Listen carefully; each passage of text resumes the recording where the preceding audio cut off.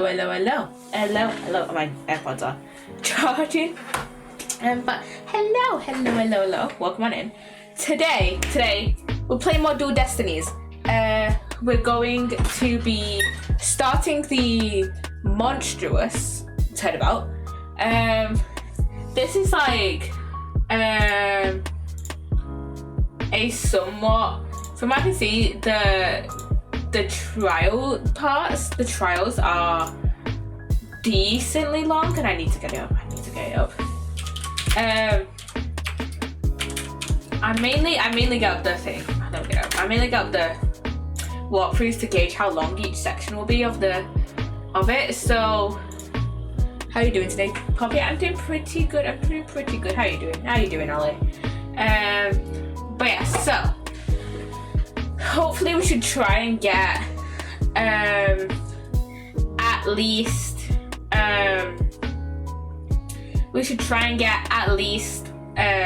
the first investigation done. Maybe we could get the trial done today, but we have to do like 4 cross-examinations and a mood matrix. Caleb says, do you like him? Yes. Caleb is pretty cool. Caleb is cool. But yeah, we have to do 4 cross-examinations and a mood matrix. But I'm having a look through now, and the cross-examinations don't look too long. So I don't know if we'll get through the investigation and the trial today, or just the investigation and we'll do the trial on Sunday. But yeah, I mean, am I gonna stream tomorrow? Probably not. Follow back? Nope. I don't do follow here. Thank you, Ali. Thank you. But yeah, let us go. And if we start the investigation, start the monstrous turnabout. Oh yeah, we'll probably get a cutscene. I'm always very excited for the cutscenes in Apollo Justice, especially now because we don't have them in Great Ace Attorney of Resolve, so I'm always excited to have the cutscenes. Oh my god, this looks cool. What the fuck? What the fuck?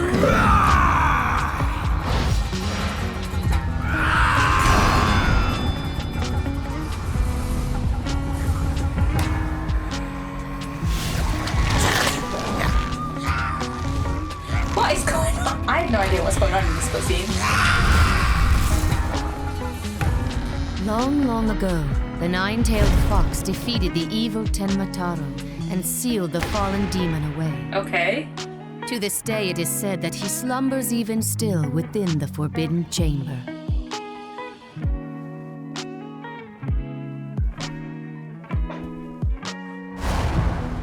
Oh. Night, Alderman. Sweet dreams. Okay, so we just see the murder happen.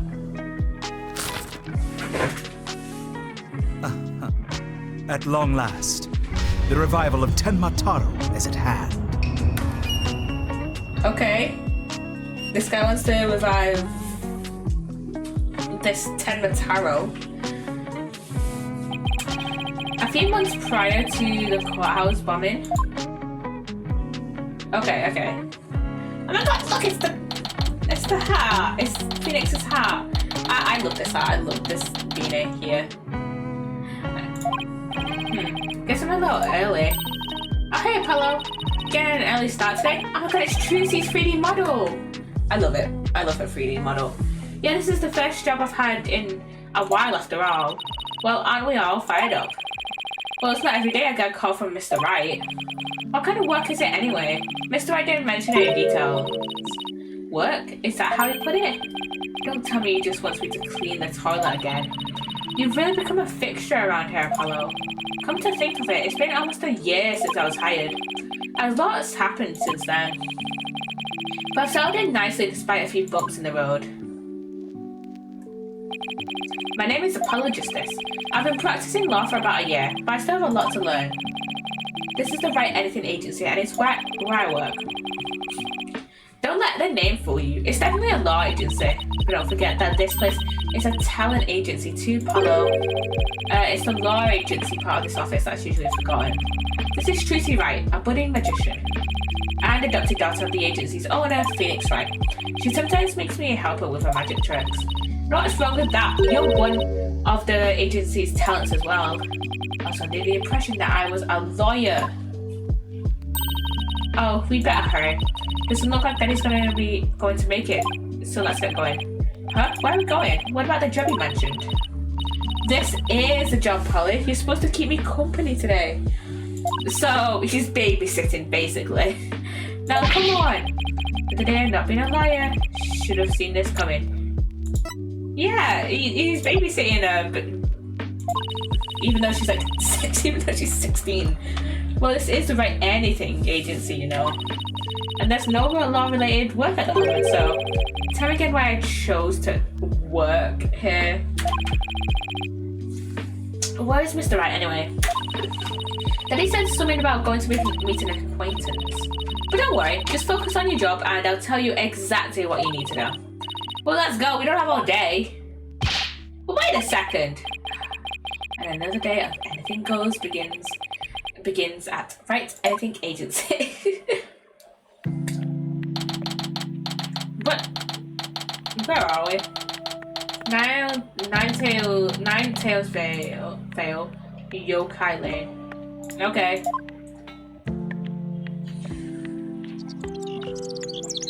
So I guess I'm doing the yokai.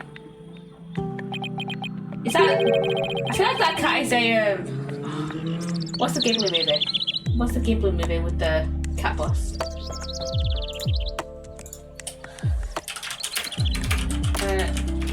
I'm gonna look it up. My Neighbor Totoro. That I feel like that's the reference. So what are we doing way up here in the mines? This is Nine Tails Vale. Everyone's been talking about the yokai craze here. Yokai? Oh, you mean Japanese monsters? Guess that explains all these weird things.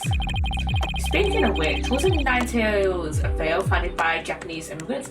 Oh my god, I love how this umbrella has this like moving animation. Something you'll probably never see. Something you never see in the Phoenix Wright trilogy or in the first Apollo Justice are like slight background animations, and actually I don't think you see a lot. I don't think you see any of them in the first Great Ace Attorney. Actually, like I just love how, like, for example, this spider and this like spider yokai and this umbrella yokai have like little animations. And this flag as well. I love the background animations. Yeah, they're holding a festival to boost tourism all over at the Alderman's Manor. My family works there invited us. That's why we're here. In other words, I'm your chaperone because your dad was too busy. Then he said that with those horns of yours, you'd make a great addition to the festival. I mean, you look just like a Japanese demon. Wasn't that so thoughtful of him, Polly? I could do without thoughtfulness like that. Oh, it's almost time. Come on, Polly. The festival grounds are this way. Alright, guess it's time to move to Kyubi Manor Garden. Wait, are there any... I'm gonna look at the achievements for this case. So there's the facility completion achievement. I forgot to change the outfits. That's the achievement. Okay, I'm gonna change them. Gonna change the outfits for the next case, definitely.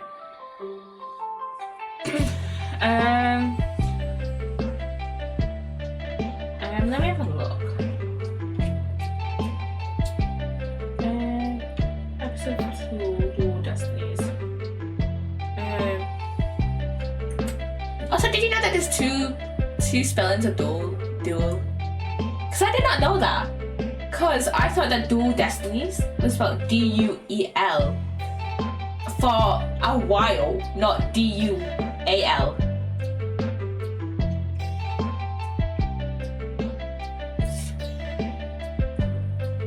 So having heard about all Apollo's situation at work, I don't know which case that's in.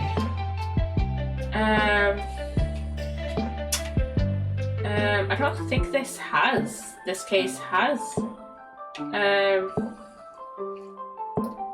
Don't think this has an extra achievement other than completing it, so yeah. Okay, let's talk to Trucy about what's going on. This monster craze, come to think of it, I think I heard about it on TV. It's supposedly how Ninetales Vale made a comeback from the brink of a fiscal disaster. Our agency could sure use something positive like that. Oh, I know. Let's jump on board the monster craze. You and Daddy would be a perfect comedy duo. You could call yourself Agni and Rudra, Demon Kings of Comedy. Daddy sets them up and you knock them down. Hey, I think we hit the jackpot with this idea. So I plan on staying on loyal. You do? You don't have to act so surprised by that. Hey Tracy, have you seen my attorney's badge? How could you lose something so important? Sometimes I really wonder about you, Apollo. This is so weird. I wonder if I dropped it somewhere. Oh look, what are these panties doing here? Look at that panties. I'm looking for a badge. 3, 2, 1. Ta-da! Did you forget? These are my magic panties. Hey, that's my attorney's badge. Wow, how'd you do that? I set it up while we were back at the office. Oh, I don't even... Wait, you took my badge? Okay. Let's move, let's go. Oh, I like this new menu for moving. Okay, Kyubi Manor Gardens.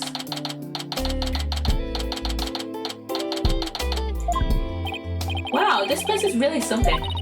It definitely feels like a different world here. Trucy! Who's this?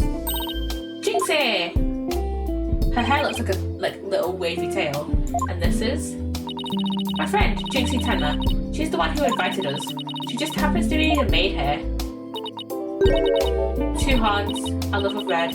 Are you a demon? No, I'm Apollo Justice. Nice to meet you. He is a demon. What the... Be gone! Foul beast. Okay, you look great, Polly. Close in some... that stays on your forehead. He does have a massive fucking forehead though, let's be honest. What is this thing? It's a warning charm. Jinxie puts them on all the monsters she finds. But I'm not a monster. Maybe I should have told you you're a good demon. How could you say I'm human? The red demon. Emissary of the underworld. What kind of else do my hair for this? Can I take this off now? So you can eat me? I'm not going to eat you! Forgive me, oh terrible one. Turn down your cards of steel, Apollo. You're scaring her out of her wits. Don't worry, I'm already full.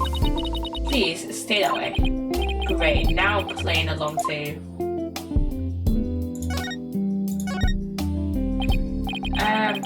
So I wanted to ask you about Ninetales Vale. Oh. Be gone, foul demon. Looks like you've been demonized, Polly, literally. I'm starting to wonder if I really am a demon myself. Eek, please don't eat me. I have food if you're hungry. This isn't working. We won't get anything out of her until we set the record straight. If only we had some way to prove you're not as scary as you look. Ouch, unnecessary roughness. It looks like I have to present something.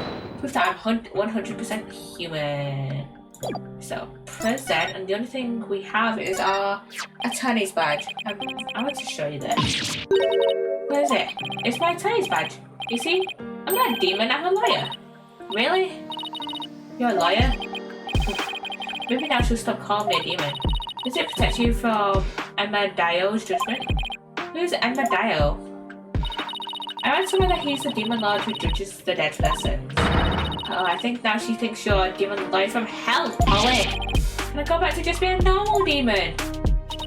Please don't boil me in a scalding cauldron. I prefer a Turkish bath if possible. A Turkish bath? Isn't that more sauna than bath? Don't worry, Jinxie, he's a good demon. He'll save you if you ever go astray. Please, Mr. Demon Lion, sir, have mercy on my soul. I told you, I'm not a demon. I'm Trucy, you're just making things worse. You just need that Emma dial to me. Isn't that great, Jinxie? I'm no longer scared to cross to the afterlife. Did someone tell these two I'm human already? I can ask her further about Nine Tails Vale. So Jinxie, I hear this village is the epicenter of the monster craze. Barely anyone had even heard of it before, but now it's packed with tourists. Really? So the monster craze is the reason behind today's festival? It was the Alderman's idea, but I'd be careful if I were you. There are lots and lots of yokai prowling about Nine Tails Vale. Prowling about? You mean like wild animals or something? And they're hungry too. Mighty monsters, and they're all over the place. In fact, there was one at the manor yesterday. I heard the doorbell ring, but when I opened the door, nobody was there. It was a ding-dong demon. How could you explain that?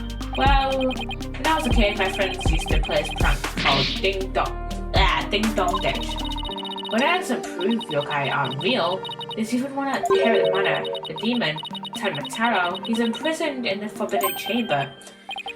That's the chamber we saw being unsealed earlier. Tenmataro? The Forbidden Chamber? About that yokai you said was imprisoned here at the manor. Is it true?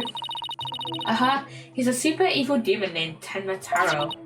Hey, take a look at this scroll. Tenmataro is the dark demon you see here. He's super evil and super scary. So that's the yokai imprisoned in the Forbidden Chamber? He was defeated by the village guardian yokai, the Nine-Tailed Fox. And not to wait forever. So, you're saying Tenmataro is still trapped inside the Forbidden Chamber? But he's just biding his time until he can escape. Still, we should be perfectly safe. Because there's a really powerful sealing charm on the door, keeping it shut tight. What a charming security system. You can keep the scroll if you want. The Alderman gave me this, but just holding it gives me the chills, so... thanks, Jinxie. Maybe I'll give this to Mr. Right.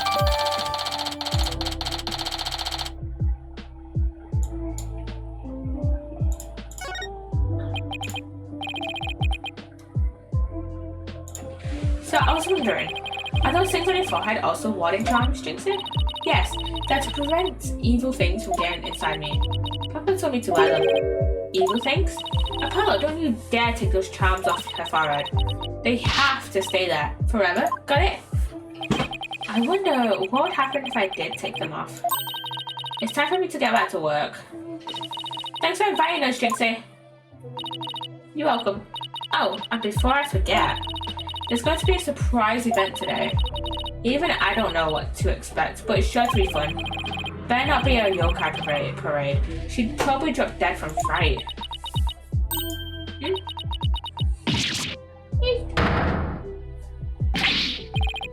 Demon! Oh wait, it's just someone in a suit, right? Tenmataro? Tenmataro? The demon from the Forbidden Chamber? Please don't hurt me! Be gone! Be gone! Be gone! Better watch out, little girl, or I'll snatch you away. Charm, charm, charm. What's that? Dying go to heaven charm.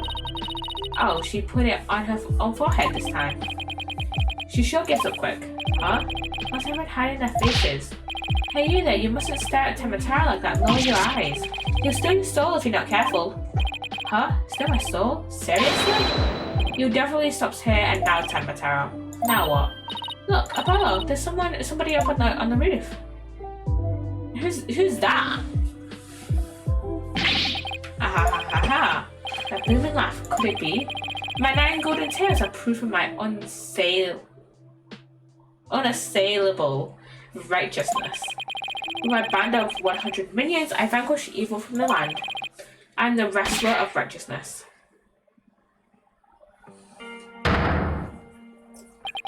The Golden Lord of Yokai, the amazing Nine Tails, is here.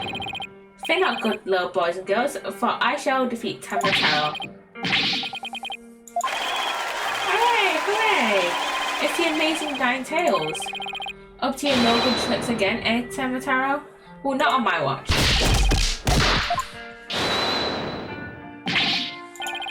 There's nothing to fear now, my child. I have banished Tenmataro. You and your people can now live in peace.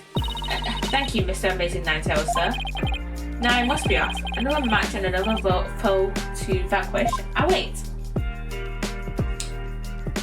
I'm very confused. What was that all about? Did that wrestler just chase off a yokai? Looks like he came out of the Alderman's manor.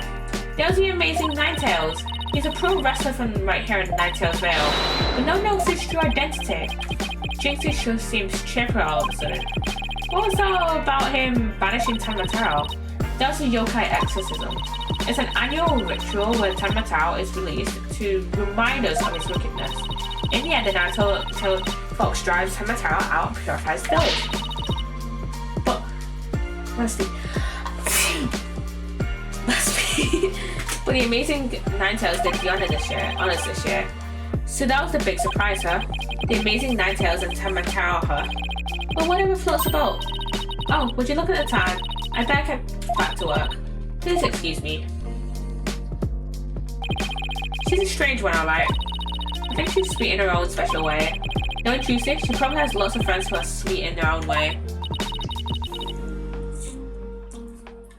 Well, we still have some time to kill.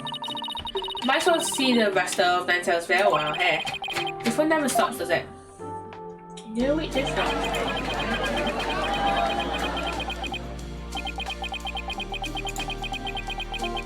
What's going on? We're back at the QB Manor Gardens. I think I bought nearly every yokai souvenir that was for sale. I know, because my wallet's running out empty. Huh? What's with all the commotion over there? Huh? Hey, isn't that your friend Jinxie? I hope everything's okay. It's terrible. Calm down, Jinxie, tell us what happened. The demon, Tenmataro. He killed Alderman QB. Oh, what? Wait, killed us in dead? Yes, and Tenmataro did it. Wait. Tenmataro? You stay here while I go have a look. Please wait. Huh? It's a Tenmataro warning charm. It should protect you, but please be careful. The Alderman's in the Fox chamber at the top of the main staircase. Okay, got it.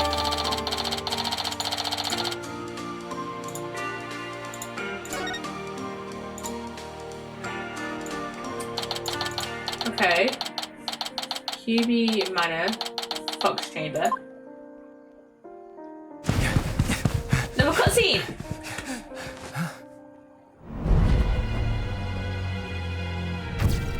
Lot of feathers.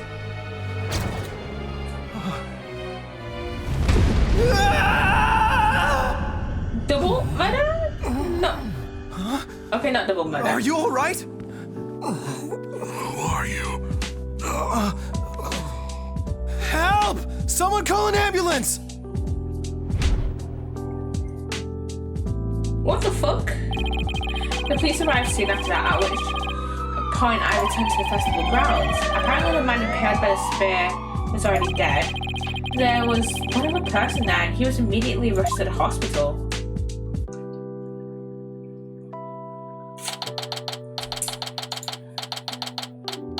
Okay. Thank goodness the other man's gonna be fine. Sounds like he's only been unconscious. You think Jinxie's gonna be okay? I'm sure she'll be back to her old self in no time. At least she's calm enough for the police to question her for now. I'd sure love to know what crazy animal left those feathers and tracks. Oh look, here comes Jinxie. Hi Trucy. Hi Mr. Demon Liar. Hey, feeling any better? I was wondering if you're able to fill us in on what happened. So, the man with the spear in his chest was already dead?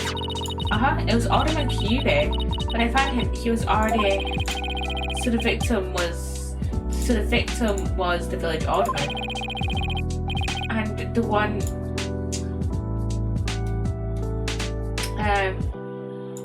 And the one who was found alive, who was he?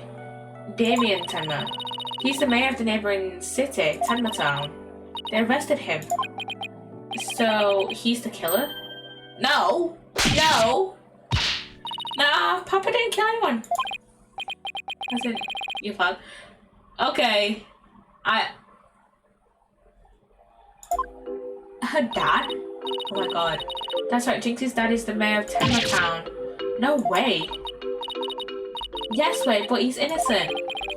This just got way more complicated. Yeah. The victim was the alderman of Ninetales Vale, and Jinx's father, the mayor of Tenma Town, was arrested for the crime. Sounds like we have some investigating to do. I know this is difficult, Jinxie, but you need to hang in there. I know. I'll try my best. Would you mind telling me a little more about the victim? So the victim was the village alderman? What can you tell me about him? His name was Rex Kiwi. They say his family has ties to the legendary Nine-tailed fox. He was really kind and he always looked out for me. He was a former pro wrestler and I even heard he knew the amazing Ninetales. Former pro wrestler, huh? That's something to keep in mind. Yeah! If you found for being mayor and all, I guess you're originally from Tenma Town, huh? So then why did you come work here? It was to overcome your fears, right, Jinxie? Plus, Mama was from Ninetales Vale, though she's no longer with us. She loved these flowers. I always wanted to live where Ninetales Vale flowers grew. I swear, half the Ace Attorney characters have dead parents. It's become a little bit of a trend. So we have Jinxie, we have Trucy, we have Edgeworth, we have my characters have dead parents. Trucy, her dad is dead. Jinxie's mum is dead. Miles Edgeworth's dad is dead. And from what I heard, I think Athena's mum is dead as well. And then we just don't know anything about a lot of the other characters actually. About the other characters' parents actually. Like, I don't think we've barely heard anything about Phoenix's parents, despite the fact that he's the main fucking character. Like literally, we learn about Apollo's mum in the first game. Granted, it was the last case in the first game, but we barely know anything about Phoenix's parents. I'm gonna look up Phoenix. I'm gonna look up if there's a wiki about his parents.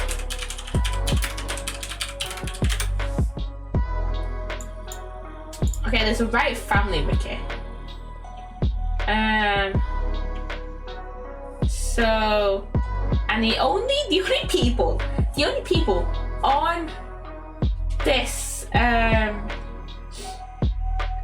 only people that are mentioned on this wiki are Phoenix, Trucy, and Ryunosuke. And also, in the see also section, there's Trucy's biological family. But, like, if we're talking, I'm not talking about Trucy's family, I'm talking about Wright's family. The only people that I mentioned on here are Phoenix, Trucy, and Ryunosuke. Jeez, because Ryunosuke is like Phoenix's like distant ancestor. So yeah. Just looking at them gives me courage, even when I'm scared of yokai.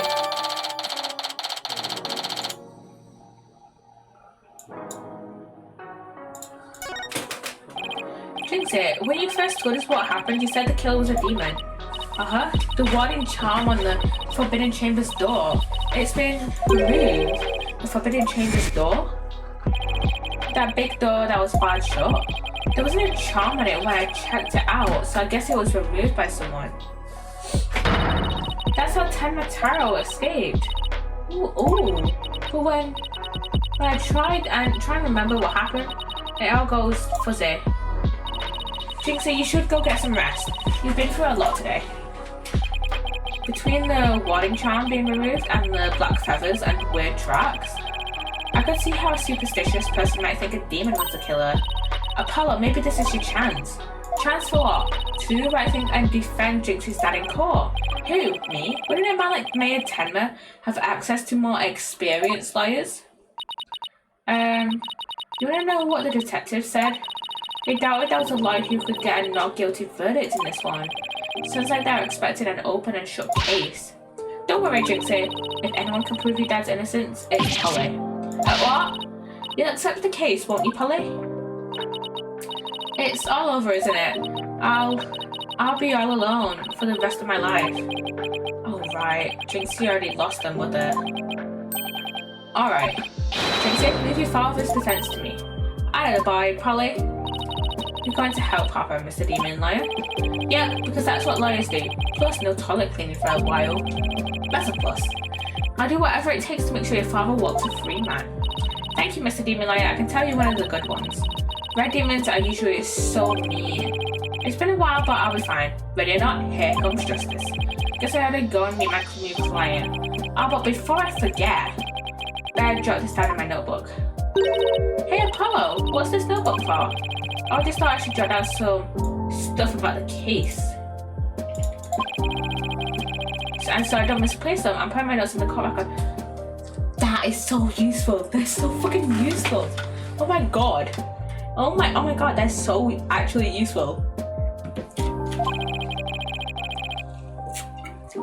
Because as you guys know, I tend to stream these tiny cases over like a couple of streams, with each stream having like a day in between them. So it's like I tend to forget things about the case. So this is a very useful feature for me. I guess it's what you would call a to-do list. Oh, sounds handy.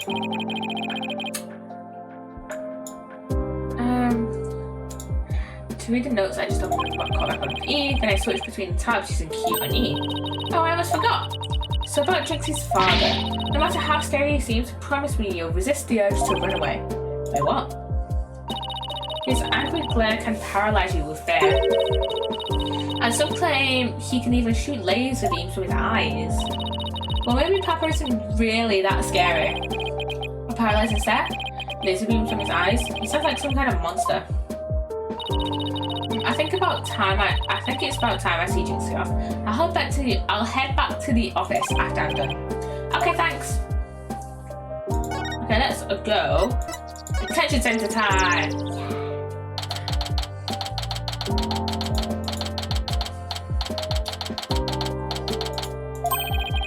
Visiting hours. Perfect timing. Hope he's not as scary as he sounds. Who are you?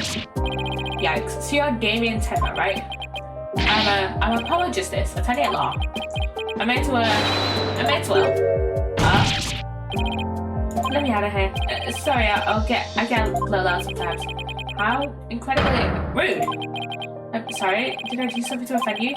I visited you and all of us shun me like a common criminal. Here I am with nothing to offer. I am the epitome of rudeness. Wait, so he wasn't mad at me, he was mad at himself. Unworthy as I am, I, Damien Tenma, shall... I didn't read the list, shall breach these walls so that I may treat my benefactor to some tea and maybe some cookies too. No wait, we can do tea and cookies after we prove your innocence. How about you start telling me what happened? I see, so tea and cookies can wait, can they? That was close. You don't need jailbreak added to a list of charges. Seems like a good guy, but with a face like that, I can see why he's misunderstood. Let's talk to him. Reason for arrest. Mayor Tenma, do you mind if I ask why you are arrested? Whoa! Sorry, I guess some things are bad left unsaid.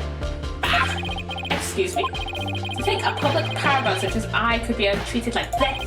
This arrest should never happen. Go on. I fear the ill effects it will have on our youth. Now I've but one choice. I must leave her at once, if only to protect the moral fibre of our youth. No, wait! You can protect the moral fibre of our youth after you've been declared not guilty. I suppose you're right. Our youth just came this close to quite a scare. My fingerprints were on the spear that killed Alderman Cubit. That's why I was arrested. Your prints were on the murder weapon? That's never good.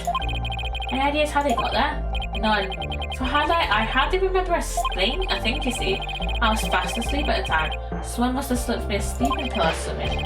Was somebody clubbing me on the head? Sounds like what happened at the start of the last set about.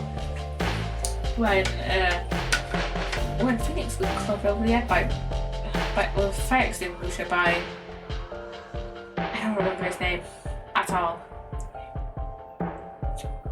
The guy that has like black hair and like has like a yellow streak. I have to. I'm looking up the last time about to see what his name is, because this is going to bug me. This is going to bug me so much.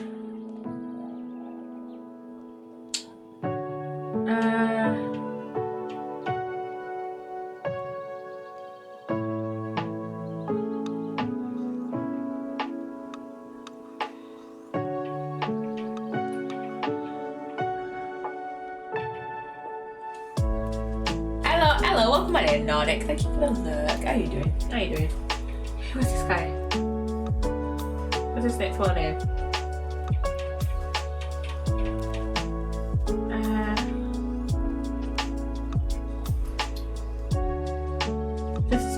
This is going to bug me. Thanks for the lurk, Ollie. Thanks for the lurk. What's this guy's name?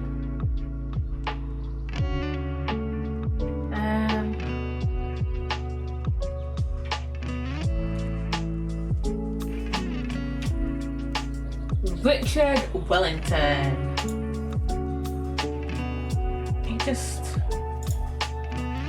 I'm gonna be so honest, he looks like a cunt, honestly. No wonder he was found fucking guilty. I would have said spoiler wise, but Phoenix, right? Like that game is like years old. I see a drug-induced slumber and a blood to the head. No wonder you hardly remember a thing. Oh. Huh? Was that some kind of strange laugh? I think we can safely assume your prints were planted while you were unconscious.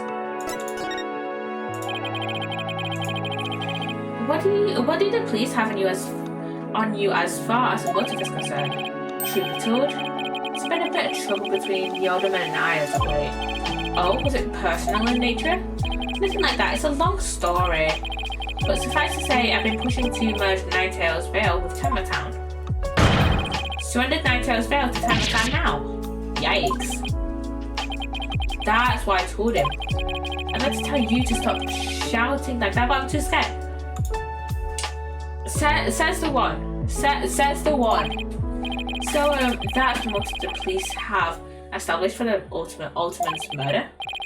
Indeed it is. After all, Alderman Kyubi was dead set against a municipal merger, and that's why they think you killed him. He was in your way. Curses. Mayor Tenma? You okay? Jinxie, forgive me. I never meant to worry you like this. It'll work out fine. Just leave it to me. If only it really were that easy. I don't even know where to start. Thank you for meeting with me, Mayor Tenma. Please wait. My daughter, Jinxie. Yes? She already lost her mother, and now with me being held in here, I fear she'll be terribly lonely. I hesitate to ask, but I beg you, be a friend to her in her time of need. Leave it to me. Trucy and I will look out for your daughter. I shall rest a little easier then. You know, you remind me of some of the new friends Jinxie has been talking about. New friends? Yes, it seems she's made some new friends since she started working at night in Ninetales Vale. They're quite the unusual bunch too. There's a lady with an exceptionally long neck, a young lad with an incredibly long tongue, and many other interesting characters. Friends? Sounds like a bunch of more monsters to me. Now, if you'll excuse me, it appears my time is up. Oof. Why am I so tired? I must have been more tense than I thought. Still, I'm glad he didn't turn out to be as scary as he looks. A call? Oh, it's Mr. Wright. Just to say, Apollo, is that you? Hi, Mr. Wright. What can I do for you? Trucy told me that you've taken on a new case. Well, it was kind of spur of the moment.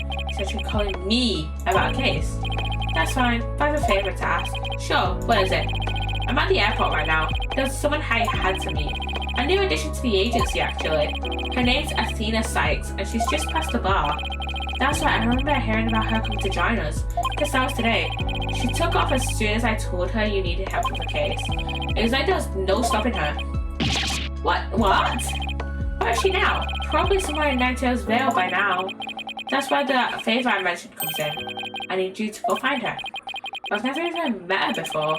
What does she look like? She'll be the girl in the yellow suit sporting an attorney's badge. Okay, I'll find her. A new addition to the agency. Well, I better get back to Ninetales real quick. Okay. Yeah. I love all these little animations, man. They're so cool.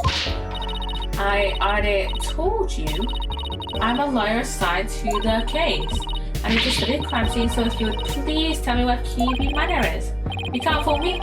You're just a delinquent high school student playing cocaine. You stupid pig-headed. This attorney's badge isn't just for show, you know. Looks like I just found Miss Athena Sykes. Oh, will you believe me? Don't expect you to defend you in court if you ever get arrested. Oh, no one usually does the arresting. So, say, shouldn't you be getting back to school? I already told you I'm a lawyer, not a student. That's it. In a few lies, you're coming with me. Ah, get your hands off of me.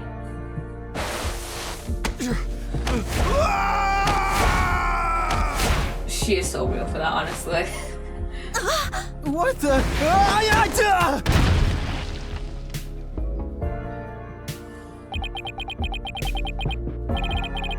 I think you can watch out for the bystanders next time. Oops, are you okay? I think so. That police officer that cold. I am so sorry. I do that when people suddenly grab me. It's like a reflex or something. Reflex? Sounds like more like a felony. You're Athena Sykes, I take it. Grab me, and you are? I'm apologist. I work at the Right Anything Agency. The Right Anything Agency? What a fishy sounding name. It's a long story, but it is a law office. It is a law office, among other things. Didn't Mr. Wright explain it to you? Oh, right, that. Right. So then you must be, where have you been? I've been looking all over for you. I could say the same thing to you. Well, there I am. Now, how about telling me a little bit about yourself? Mr. Wright didn't really tell me much, as always. Ah, of course, feel free to ask away. Let's ask her. So Athena, I hear you just passed the bar. That's right, and here's my shiny new badge to prove it. Isn't it beautiful? Also, you must be a bit more younger than me then. A bit more than you might think, in fact. I'm only 18. 18? How the world did you become a lawyer at that age? I skipped a few grades while I was an exchange student in Europe. And I got my license to practice law while I was over there. All I can say is, wow, she must be a genius or something. I also studied analytical psychology. That might help me become a better lawyer. Psychology helps me be a better lawyer? How exactly does that work? So, tell me about our client. What are they like? Alright, you haven't met him yet. Well, it's gonna tell him about, our little client. And that sums it up. He's more worried about his daughter than himself. Oh, wonderful father. Wait, are you crying? I'm not crying. There's something in my eye. They're called tears. Right along. Let's get down to business. Helping our client is priority number 1. Let's just come out of psych stuff. I gotta know. I'm a psych student. I should know. I need to know. So Athena, you mentioned studying psychology. That's right. I've always wanted to bring analytical psychology into the courtroom. The power of psychology will bring a breath of fresh air to the legal system. Oh really? So how do you plan on using it to defend our client? Well, for example, I could try to listen in on a witness's inner voice, and then analyze their psychological state with the help of my trusty partner, Widget. Widget? This device around my neck here? Say hi, Widget. Hi, Widget. It talks?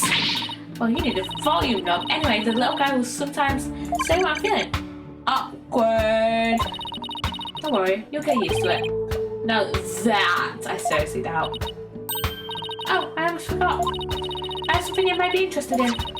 Look, I am over here. I think it might have something to do with our case. A special edition covering our case. That was quick. That's the whole point of special editions, isn't it? To be the first to get The scoop? Rapido. Right. Well, let's see what it says here. What's the deal with the Spanish? Ten Matero, real or flying or fantasy? Ten Matero was seen. What? He was seen flying around the sky? Well, somebody happened to snap that photo near Ninetales Vale. If it's not Dottie Heart, then I don't want to know. I don't know who. I don't care who took it. The article goes on to say it might be connected to our case. Apparently that photo was shot right after the murder occurred. With no black feathers and strange tracks on the crime scene. I'm not surprised the local think a yokai was involved. Wait a second. Yokai is in one of those Japanese monsters? My god. You don't actually think it's a supernatural murdered you? I swear, if it's revealed that she became a lawyer in Europe, I'm gonna freak out. No, of course not. Now German, we're not plain old English. I swear, all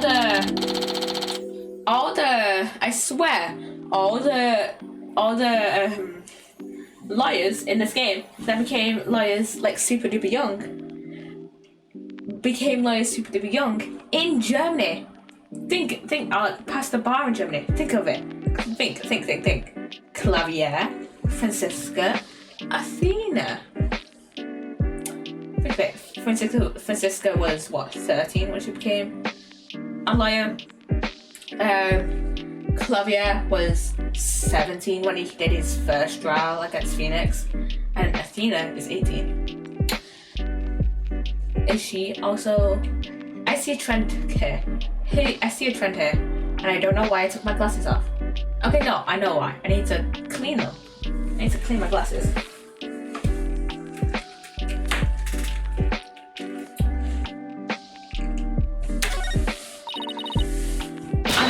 Hello? Let's get cracking on that crime scene already. Crime scene time. Crime scene.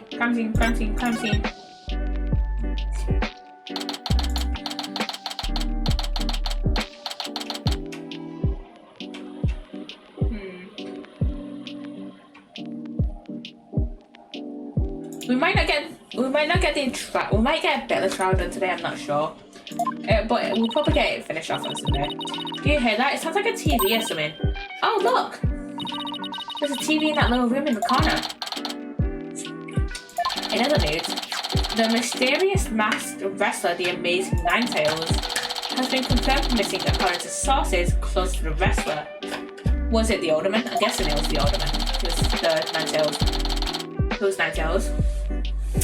It appears he disappeared sometime after the special event held in Ninetales Vale today. He also failed to appear at a match today where he was scheduled to defend his title. Local villagers say his disappearance may be connected with Ten Taro's recent escape. So that wrestler's gone missing. Hey, you two, you don't belong in here. Don't worry, there's nothing suspicious. What about them arms of yours? They look mighty suspicious if you ask me.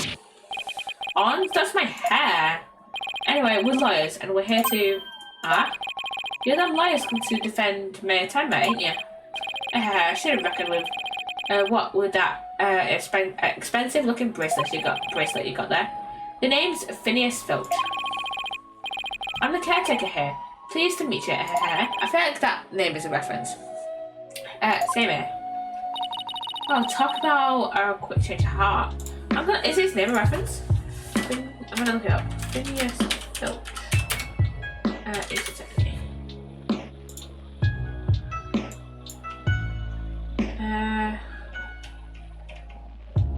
No.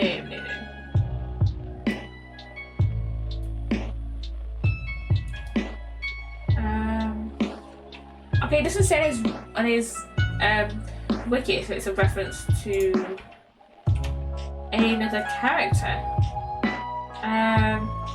But I feel like Phineas Finch, I think.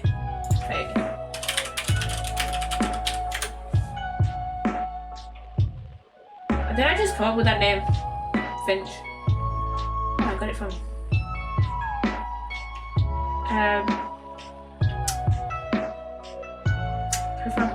what's the book called? To Kill a Mockingbird. Is his name?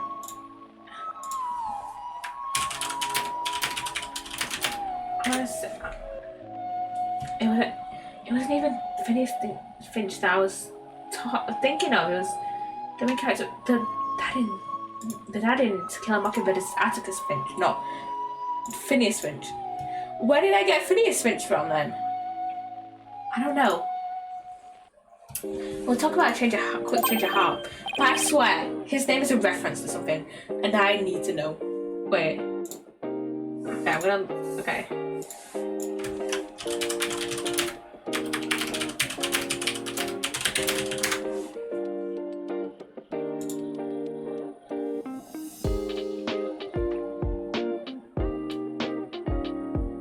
I swear, his name is a reference. It is bugging me. Because I feel like his name is a reference to something. And I cannot for the life of me figure out what the reference is. And it's bugging me so much. So tell me, demon liar, I bet you use them demonic horns of yours to scare the bejeebus out of witnesses, huh? Come here, you little horn demon, you. Gouge! He just stole his bracelet! These aren't. I mean, my hair isn't meant to threaten anyone. They ain't. Seems a mighty big waste of perfectly good odds, if you ask me. Then again, ain't none of my business, so. That was fast. Guess he's done with me. Well, I'd better get back to work. Hold it! Hold! Stop right there! Huh? Me? Apollo, your bracelet's gone. Ah! Don't you worry, Mr. Liza. I'll check the lost and found later. You're wearing it! Somehow I don't think that will be really necessary. Just check your wrist right now. The cat's out of the bag. It was barely in the bag in the first place. That's a pretty pathetic attempt. Sorry, I'm so sorry. Just couldn't control myself. Please forgive me.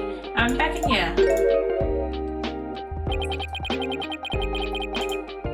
Sheesh, I feel sorry for him now. What should we do about him, Apollo? Well, I got a bracelet back and he seems sorry enough, so... I knew you'd understand, Mr. Liza. You obviously got a big heart. As big as the wad of cash in your wallet, I hope. You leave my wallet out of this. Hey, didn't you just finish apologizing for stealing from us? Run away, head for the hills. I mean, Apollo has nothing in his wallet anyways, because Trucy spent all his money, so... Get back here, you! Talk about a quick escape. Looks like he dropped a few things. Looks like a pair of diagrams. This one's of the crime scene, and here's one of the fire. He left his shoes behind too. The guy is the living definition of a bumbling thief. Let's hang on to his shoes. We can give them back to him next time we see him. As for the diagrams, I say we keep them.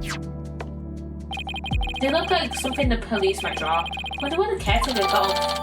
I want to examine that fire diagram because I want to see what that yellow thing is. Okay. Now then, as I recall, the fox chamber should be at the top of these stairs.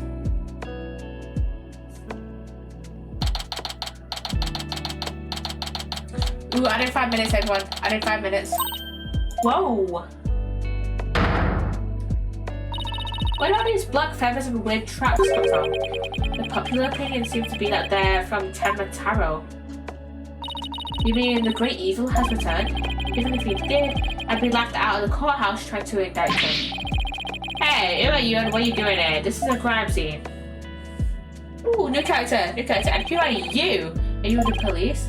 Yes, first, who are you? And what are you doing here? On second thought, I'm placing you under arrest for disturbing a crime scene. We're just here! Dude, under arrest, but... See, I'm the boys back at HQ. Now come quietly or else. I don't want to be late for lunch. Please, wait, we're attendance lawyers. But why don't you say so? So you're the lawyers I heard about. I almost took you to it. You're too sure we're suspicious, though, for entering the crime scene. I don't know how many more times I can take being called suspicious in one day. Sorry, we didn't catch your name. My name? I'm Bobby Fulbright, the heroic detective who defends our good citizens from evil. the champion of justice who comes running whenever you're in need. And my catchphrase is in justice we trust. Oh boy, this guy's a story and a half. So, wait until he hears that Apollo's last name is Justice. So, what can I do for you? So, would it be okay if we had a look around? Certainly not. No unauthorized personnel allowed. Couldn't you make an exception? Cease and desist at once, or you'll have to deal with my little friend here. Ah, yikes. Is he reaching for his injustice we trust? Furious Justice badge. You may attend as attorneys, but you still need authorization to cross a police line. Let's see if we can't change his mind. Good luck, let me know how it goes. I bet he's as dense as heroes come.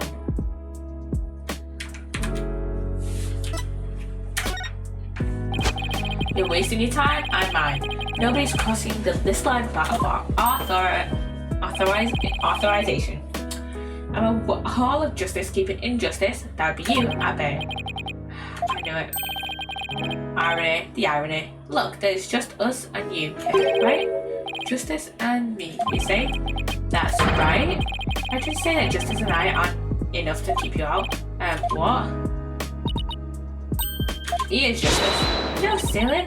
We're saying that you're an inspiration in our quest for justice. No, it can't be. You have him on the ropes now, Athena. If you want to serve justice, would you let us through? But guarding the crime scene is a part of justice too. Sure. Only a bad guy will stand in the way of justice, right? This justice is the most just here. We can't have fair and just trial without a thorough investigation, so... Oh, Lady Justice, what would you have me do? I think we really got to. Yeah, it seems pretty neurotic as far as champions of justice go. Our pleas for justice must have had a huge impact. It's tearing him up in knots. Now's our chance to start looking around. After all that about authorized personnel, only this was surprisingly easy. Should I stop them or let them through? Whose justice is more just? I think it's too early in the case for someone to be having a breakdown, honestly. Well, let's get to work. We're supposed to be finding clues related to the crime, right? Right, a search of the crime scene should turn up some evidence we can use in the trial. Let's try figuring the crime scene from different angles. You never know what's hiding just around the corner, right? So who will be the curse of WASD? Change your perspective, DMM. There's a particular spot you want to examine, just leave it at tap. Okay, let's leave no stone unturned. No salons commence, sir. Let's get started. Okay, you know what, let's look at this. Oh, that's just security camera thing. Bit disappointed. Nose. Okay. Gather information by searching the crime scene. This is our victim, our defendant, and our notes. That's actually kind of helpful. Okay, add time, guys. Add time, please add time. Stretch, oh my god.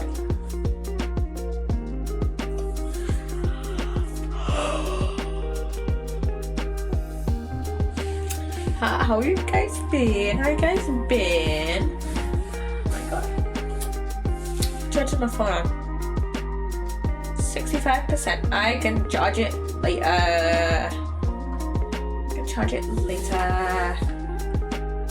I don't know what to talk about in these little 1 minute segments, and I feel like I always say that, but yeah, I never know what to, have a little ramble on about. Okay, I've caught record. We have the Yokai Legend spell, which I haven't really looked at, but yeah, it's just that between Tenmataro and the Nine-Tailed Fox. We have the Warden Charm from Jinxie, with the flower that Jinxie gave us, with the newspaper, with the crime scene diagram. Ooh, and that'll come in handy. And we have the fire diagram. Welcome back, people. I'm just looking over the evidence. Welcome back, everyone. Oh wait. Oh. Ew. That is very... I love this already. I love this. Okay, I love this so much. It's so much. Okay, the door first. The Forbidden Chamber. They say the demon Tenma was imprisoned in there before his escape. Think we could get this door open? It's worth a try. No good, it's shut tight. I don't even see a keyhole. Seems pretty hopeless. Injustice we trust. Yikes! Did I just hear the voice of someone in need? Allow me to fill you in. This door simply will not open. We've tried, but it won't budge. It's an essential part of the culture found in this manner, so we can't blow it up either. It's an unopenable door. Right! According to Miss Jinxie Tenma, it was shut tight when she came across the crime scene. Thanks for the tip, Detective Fulbright. We didn't expect you to be so helpful. Good, just said that. So the Forbidden Chamber was shut tight at the time of the murder. Something I'd better keep in mind. There's no particular interest here. Oh, we have this. These weird tracks must have been made when someone stepped in the Alderman's blood. Maybe the killer inadvertently made them when they were fleeing. Oh, it was on purpose. They're pretty big tracks, almost bird-like. The feathers also point to a bird. Then it must be one big bird, and not of the friendly yellow type either. Reference. Maybe it's some mutant bird creature. So your fairy is a giant mutant bird murdered Alderman Kiwi with a spear. It's more plausible than saying a monster or a yokai did it. Sounds a bit bubble, but a giant spear-wielding bird is by definition a monster.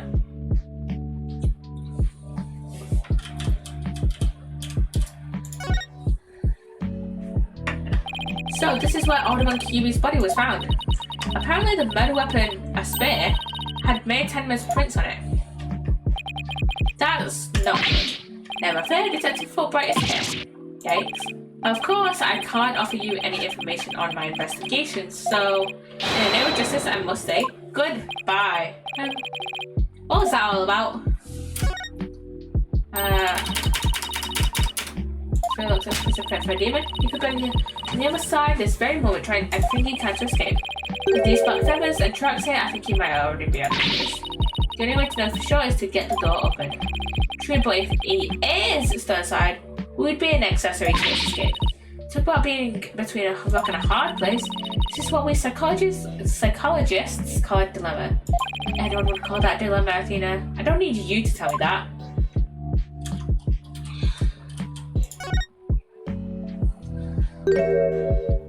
There's something wedged under this chair. Let's see if we can't lift it up and freeze. Yikes! No disturbing crime scene evidence, even if you are the mayor's lawyers. You deserve a point there. Hey, Detective Fulbright, did you hear about that attack over on Yokai Lane? Heard an elderly woman was assaulted by a strange yokai shaped like a roll of cloth. And you wait until now to tell me? I beg over there. Injustice we trust. That was surprisingly easy. Okay, Apollo, now's our chance to look around some more. The more I get to know her, the scarier she gets. Hope she never finds my weakness. Whatever this is, it's stuck on tight. Looks like a large blood-stained cloth. The blood's probably the Alderman's, but it's pretty far from his body. Wonder how it got here. And why does this seem important?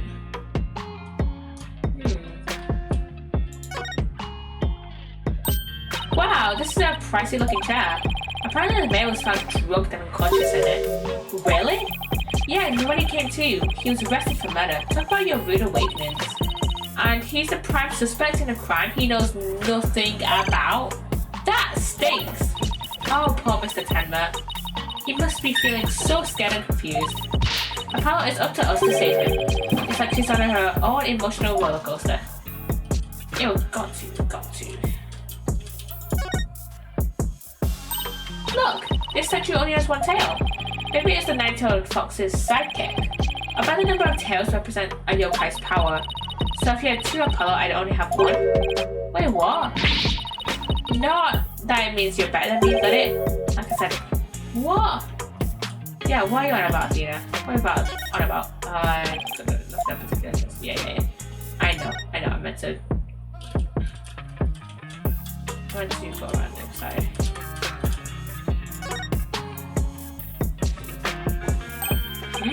There's something behind the door. Smash it. Whatever it is, it looks like it's broken. Probably broke when the door opened. Why would anyone put something there? But look at the other one. It's far enough away from the door that it wouldn't get smashed when the door opened. Yeah, that wasn't very smart. Maybe it was Jinxie. She was the first one to discover the body. She must have heard the screams and come running to in panic. Look at you, Apollo. Now you're using analytical psychology too. I am? Oh, you really learned quick. I guess I shouldn't be surprised. You're the ace attorney of Right Anything Agency. Wouldn't that be Phoenix? Can't tell whether she was serious or not. Now, if Trucy said something like that, I'd immediately know she was messing with me. Yep.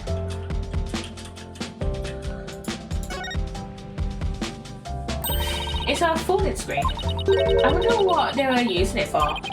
I read that the Japanese used to use these in drafty rooms, and now they're just for show. You mean like my attorney's badge? Poor Athena. That cop treating her like a child must have really bothered her. Yep. And this is weapons on the wall? This one's a spear, but what about this one? It looks like a giant pair of pliers. Looks like something a demon might use. Saw something like that in a manga once. Weeb. Really? What are they used for? Oh, things like pincing your cheeks. Ow! Pulling out tongues. Stop.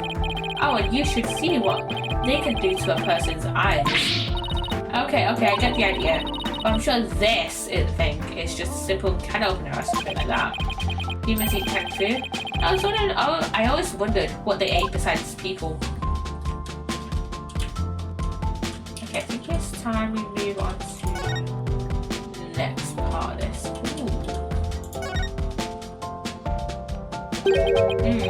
What do we have here? Looks like a statue of the nine-tailed fox and Tenmataro battling it out. Eek! Careful, Apollo, it's got blood on it. Really? Hey, you're right. Wonder if it's the Alderman's blood. How can you remain so calm after seeing all this blood? Well, this isn't the first time I've seen something like this, so you're not fun at all. At least I'm surprised I roast out or something for my first case. I'm already a liar. You want me to be an actor too? Yeah.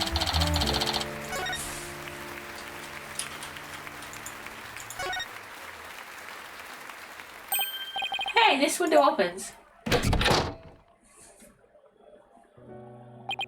And outside, we have ourselves a steep cliff.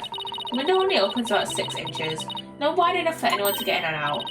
Look, Apollo, there's something caught in the window frame. It looks like gold fur. What a pretty colour. It must be from some kind of animal. Wonder what it's doing here. Did Alderman cubing for Cat Fox?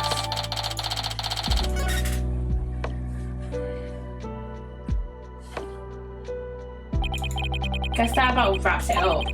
Now, if only we could get that detective to tell us what he knows. Hey, Apollo, do you hear something? I don't hear anything. Alright, your hearing must not be as sensitive as mine. What are you talking about? A whooshing sound, like wind rushing through a narrow strait.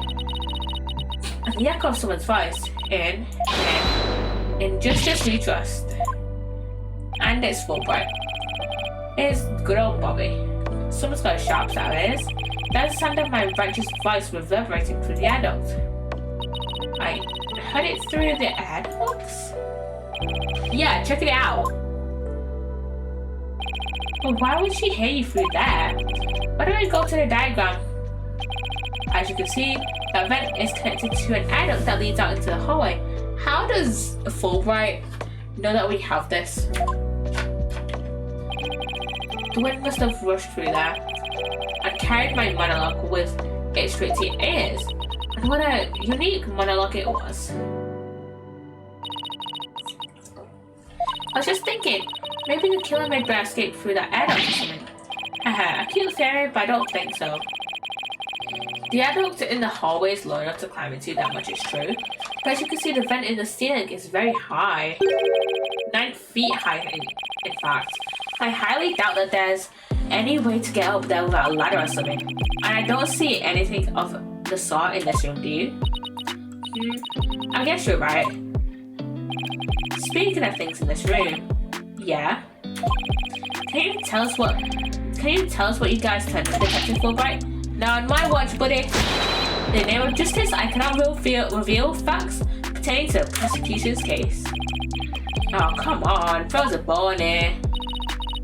I feel like this is bias in terms of the law system's part, with the police always working with the prosecution's office, because, you know, they're connected. And if y'all didn't watch the Rise from the Ashes case, which you totally should. Oh yeah. I'm tempted to make full like compilations of each case. So for example, not necessarily of each game because that's gonna be long as fuck. But for example, like doing putting all my streams of playing through Rise from the Ashes in one video, all my streams for playing like the Stolen Turnabout in one video, or you know, stuff like that. Or like playing, you know, my full playthrough of Bridge to the Turnabout in one video. Because it's like ton of different streams, and yeah, so I might end up doing that. Excuse me, Detective Fulbright, but I recall you saying earlier that you would come running whenever you were in need. I suppose I did say that. Helping those in need is what justice is all about, but keeping information out of the enemy hands is also a form of justice. Which justice is the most just? Why is this always so hard? Well, how about this? Let's do a little give and take. I mean, serving the public is part of justice too, right? You know, like the police law, to serve and protect. I doubt leaking information to the defense team falls under that motto. Yes, of course. We must serve as well as protect. Okay, I will share some information. In the name of justice. We did it, pal. Woohoo! Woo! We did it. Yeah, we did it, alright. But I'm not sure that was entirely ethical. Probably not, no.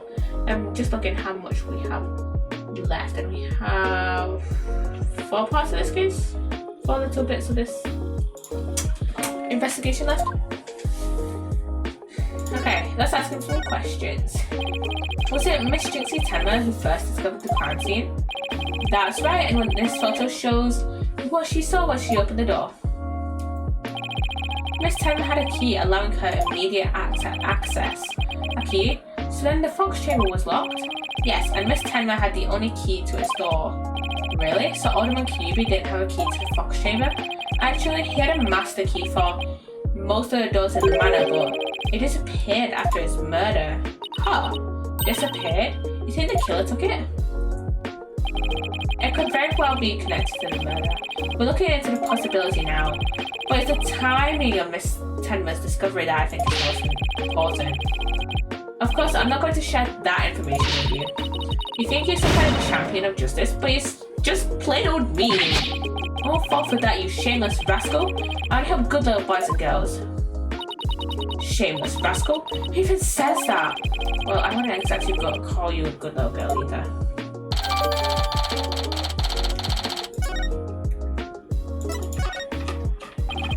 Those feathers and tracks look like something a yokai might leave behind. You don't actually think the murderer was some kind of monster, do you? It's a possibility. What's the name of that creature in the Forbidden Chamber? Tenma something? Because from the black feathers and big tracks, it looks like the creature did it. Our prime suspects would no doubt love to pin the blame on some imaginary creature. Can Tenma, whatchamacallit, even be made a victim of slander? I doubt the mayor would do something as childish as blaming a boogeyman. So the most likely scenario so far is that Tenma guy left the feathers and tracks behind to make it look like the yokai Tenma was the killer. Wait, what? Now I'm as confused as you. Anyway, I doubt Mayor Tenma would plant evidence like that. Oh my god, I just realized the plan words. Because I'm pretty sure Kyubi is the name of the nine-tailed fox. I'm gonna look this up, wait. This is my I'm gonna be so fucking honest. My recollection of Yokai Watch is coming in slight-handed. And it's coming up from Kyubi from Yokai Watch. But I'm pretty sure Kyubi is the name of a nine-tailed fox. Hence, Yokai Watch. And obviously Alderman Kyubi and Tenma Taro, Mayor Tenma, and the nine-tailed fox and Tenma Taro are enemies. Why didn't I notice that soon? I didn't fucking notice that sooner. Oh my god. Suspects. So Mayor Tenma is your only suspect? That's right, even his name, Damien Tenma, makes him sound like a villain. And he's really scary looking too. Why did you tell me that's why he was arrested? That'd be ridiculous. He was the only one without an alibi. Oh, is that so? Yep. Other than the victim, the suspect, and Miss Tenma, the only others around were Mr. Filch and Mayor Tenma's aide. And the two of them were together at the same time. Filch, the guy who tried to steal my bracelet, just living up to his name, I guess. We should go talk to him again when we have a chance. But no, Jinx says she's not being suspected at all. She may have no alibi whatsoever, but she also has no motive. It's unfathomable that she would murder the alderman and pin the crime on her father. Besides, do you really think a little girl could lift up that huge spear? Sure enough, that spear looks bigger than her. And I love fidget to blue. Oh my god, if you can't tell. That's what I could reveal at this time. Well, you must admit Damien Tenma appears to be the most likely suspect. I admit it looks bad, but I'm still not buying it. Oh, and one more thing. I must warn you about the prosecutor. The prosecutor's assigned to Mayor Tenma's trial. I swear, if it's another legendary prosecutor, I will scream. That's the one. How should I put it? Not what you'd expect. That is, unless you've faced a convicted killer serving hard time as a prosecutor before. Not what I expected! Not what I expected from an Ace Attorney game. Is this some kind of joke? Can I ask why a man in prison for murder is serving as a prosecutor? On a murder trial, no less. Because he's mastered the use of psychology in courtroom battles. Everyone's talking about how this murder was the work of some strange creature, but yokai are nothing more than a figment of the imagination. They're baloney. Who better to prove this than a master of psychology? He's the best man for the job. But he's a convicted murderer, no matter how you look at it. That's just insane. Well, the chief prosecutor personally assigned him so. None of us are in the position to question the matter. This really is the dark age of the law. This prosecutor, he would happen to go by the name Blackquill, would he? Bingo! Simon Blackquill. So you have heard of him. You could say that. What's that supposed to mean? Yeah. What's to do with Athena and Blackquill? Well, if you don't know who's an official title, ever heard of the Twisted Samurai? That's Prosecutor Blackquill. The Twisted Samurai? Is that because he's a criminal? Well, yes and no. You could also say it has to do with the effect his crimes had on things. I'm sorry, what?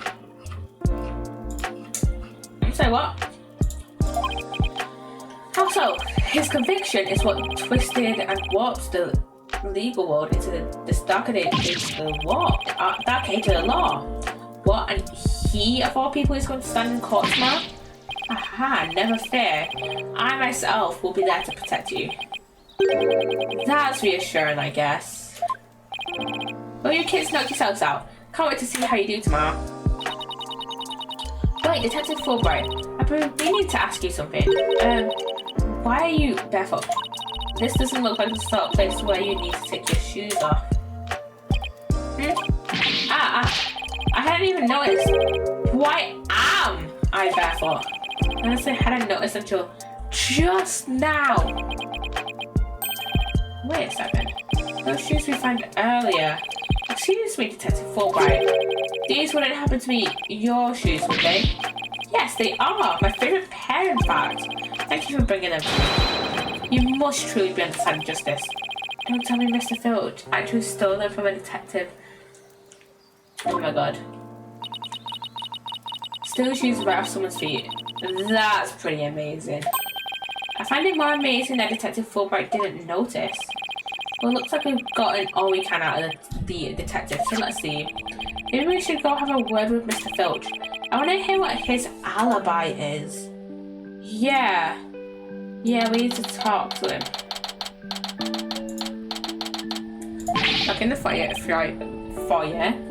This is just awful, terrible, I say. Somebody's help. Oh, look, it's Mr. What was it again? Finch? No, the name is Filch. Phineas Filch. Keep on pilfering and you may wind up a jail bill instead. So what seems to be the problem, Mr. Filch? Oh, it's just terrible, I tell you. Come quick. Okay, what's the deal with him all of a sudden?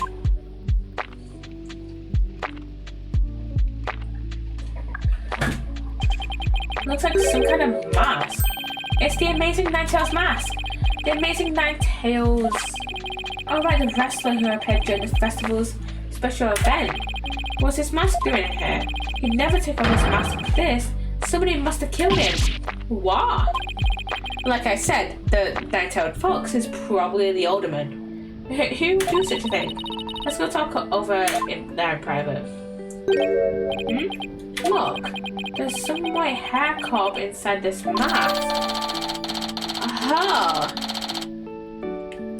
And who else had white hair? A certain alderman, maybe? So what makes you believe that the Amazing Nine-Tails has been murdered? You really want to know it? You're a studious one, ain't you? Yes, I mean, no, I mean, just tell me, please. Well, it's like this. I dream of becoming a wrestler. Hey, how about you join me in the quest for the champion's belt? Okay. What's your team? Me in my bandit's mask and you in that demon mask of yours. Not demon mask, but okay, I guess. Demon mask? Wonder if I could make it big. Maybe. Apollo, let's save your pro wrestling debut until after the trial. Yeah, let's... I think you said to Tracy earlier that you wanted to stay a lawyer. Huh? Oh, no. I wasn't actually... why did I let him pull me off topic like that? Come on, Apollo. Ask him about the Amazing Nine-Tails murder already. The Amazing Nine-Tails is our village's savior, and don't you forget it. His trademark's a gold cape made to look like 9 foxtails. He whirls through the ring, smacking down Tenma Town's wrestlers left and right. He sparks the monster craze, revitalizing Nine-Tails' veil in the blink of an eye. Yep, saved that village from becoming a ghost town. Now it's a yokai town. The Amazing Nine-Tails really does sound, well, amazing. Yeah, pretty amazing, huh? That's why he's worshipped like a hero around here.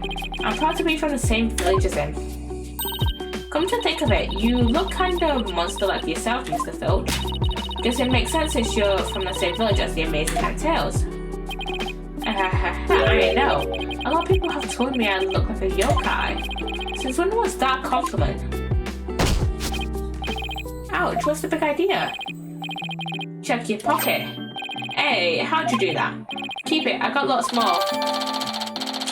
and that Amazing Nine Tails glossy has been added to our court record. So you keep saying that the Amazing Nine Tails was killed. What's the story behind that? Are you saying he was murdered because his mask washed up along the river outside? That's only part of it. The main reason is no one's seen him since the special event. The word around Ninetales Vale is he was killed by Tenma Taro. You villagers really are superstitious, aren't you? That we are. We love conspiracy theories too, like the mayor's diabolical plot. The mayor? Tenma Taro? What's he plotting? Rumor has it he's planning on releasing Tenma Taro.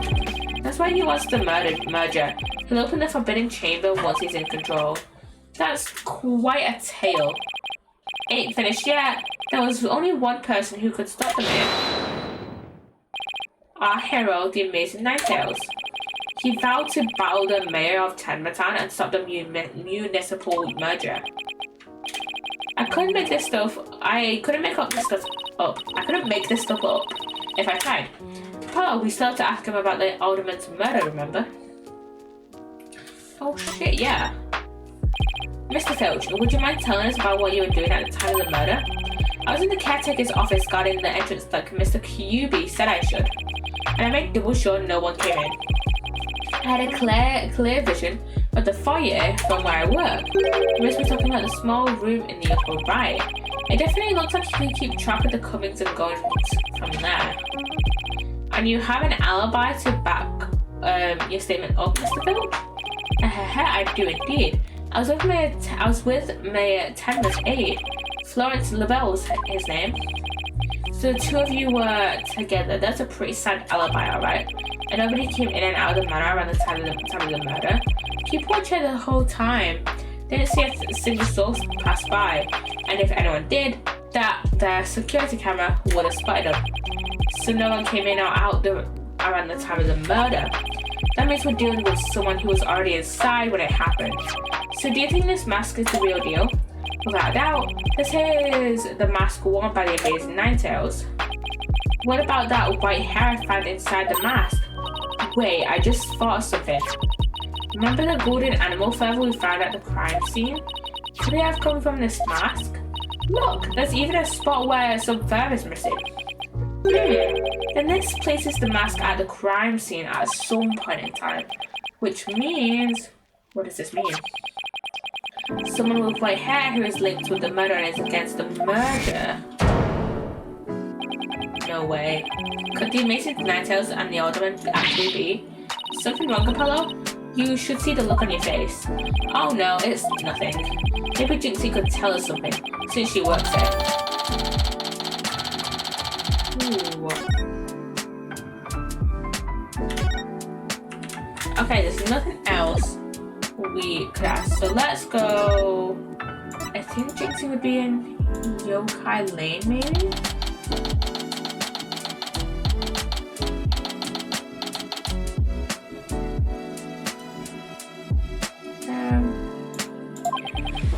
Oh look, there's Jinxie. Milk, cheese, yogurt, ice cream, and sounds like she's out grocery shopping. She must really like dairy products. I tried to make a better milkshake and another to cure my lactose intolerance. Maybe she should just stick to soy milk. Jinxie, hey, it's me. It's the demon layer. Another warding charm. Apollo, who is she? Alright, this is your first time meeting each other. This is Jinxie, Mayor Tenma's daughter. She was the first to discover the crime scene. Oh, so she's the one who... hello, my name's Athena Sykes. I'll be helping Apollo defend your father at his trial. Pleased to meet you. Pleased to meet you too. Where's Trucy? She went back to the office ahead of us. But don't worry, Athena and I are on the case. Wait, how do I know you didn't gobble her up alive? Relax, I didn't eat her up and I wouldn't do such a thing in the first place. Oh, poor little Trucy. I'm about ready for some tears of frustration myself. She's quite an interesting character, her, Apollo. Let's ask her about the incident. Jinxie, do you remember any more of what happened? Not much, at least not yet. But you do think Tenma Taro was the killer, right? That yokai we saw at the festival? I don't know anything about that. Huh? Psssttt Mataro murdered the alderman. It's okay, Jinxie. You can tell me. Yeah, it was that far. People see things when they don't get enough sleep. There's no such thing as monsters. Huh? What's gone into her? So if there are no monsters, you admit I'm a human? No, you're still a demon. Oh, I give up. Seems like Jinxie doesn't want to talk about Mataro for some reason. But that's precisely what we need to know more about. Besides, she's definitely thought there was a yokai in the fox chamber. Jinxie, about this charm. Ah, that's... You gave me this when I was heading off to the scene of the crime. You thought Mataro was the murderer. That's why you gave me this to me, right? That's true, but if there's anything else you could tell us, it would really help. And it'll help your father too. Alright then.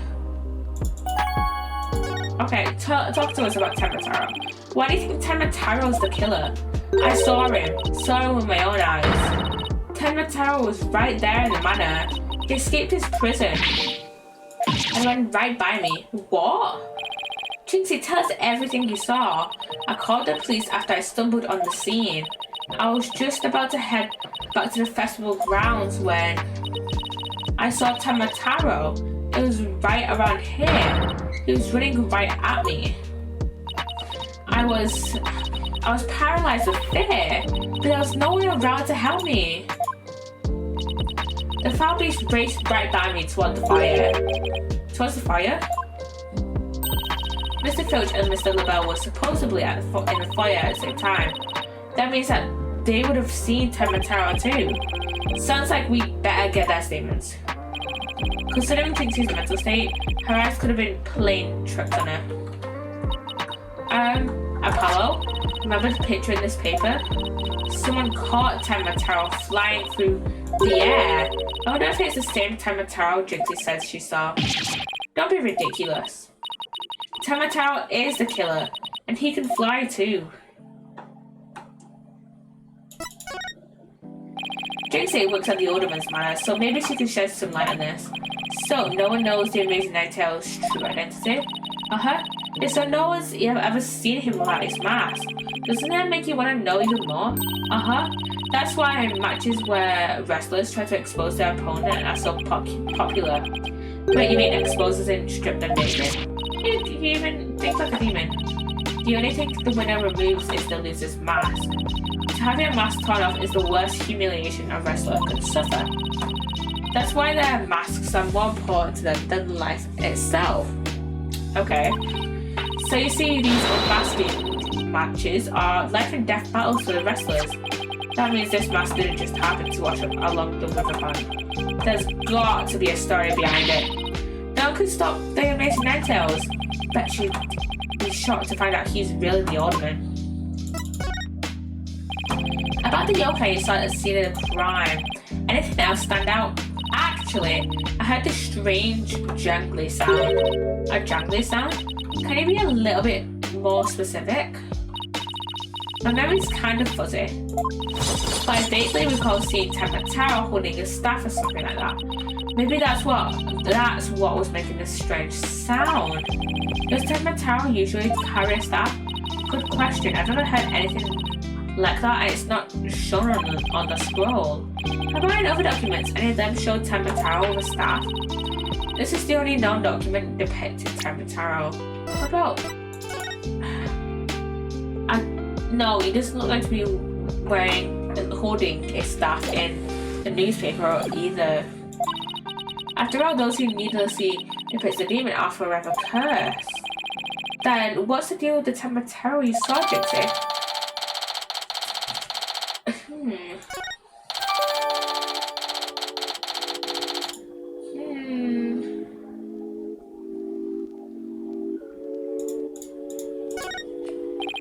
Why didn't you tell me you saw Mataro earlier?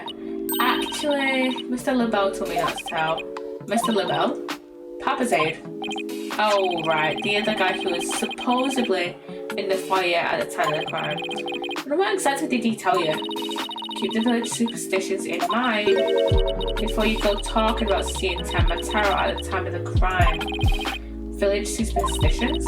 They say you must not gaze upon Tenmataro, but in the event that you do look, and then tell anyone what you saw, Tenmataro will claim your soul. And that's something everyone here knows. It sounds like a bunch of baloney to me. Everyone from babies to the village elders knows about it. I didn't because I'm not from here. Hey, good to think of it. Why's everyone hiding their faces? Hey, you mustn't stare at Tenmataro like that, lower your eyes. You'll steal your soul if you're not careful. Steal my soul? Seriously? The guy at the special event thing said almost the exact same thing.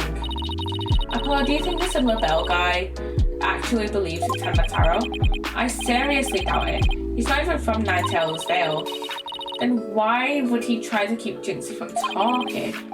Good question. I think we'd better go have a word with him. Time to unmask this monster of a mystery. The last time I saw Mr. LaBelle, he was relaxing in the foyer. Bueno, next time in the Manor Foyer. Next stop, even, the Manor Foyer. With any luck, he'll be there waiting for us. Okay, let's go. Manor Foyer.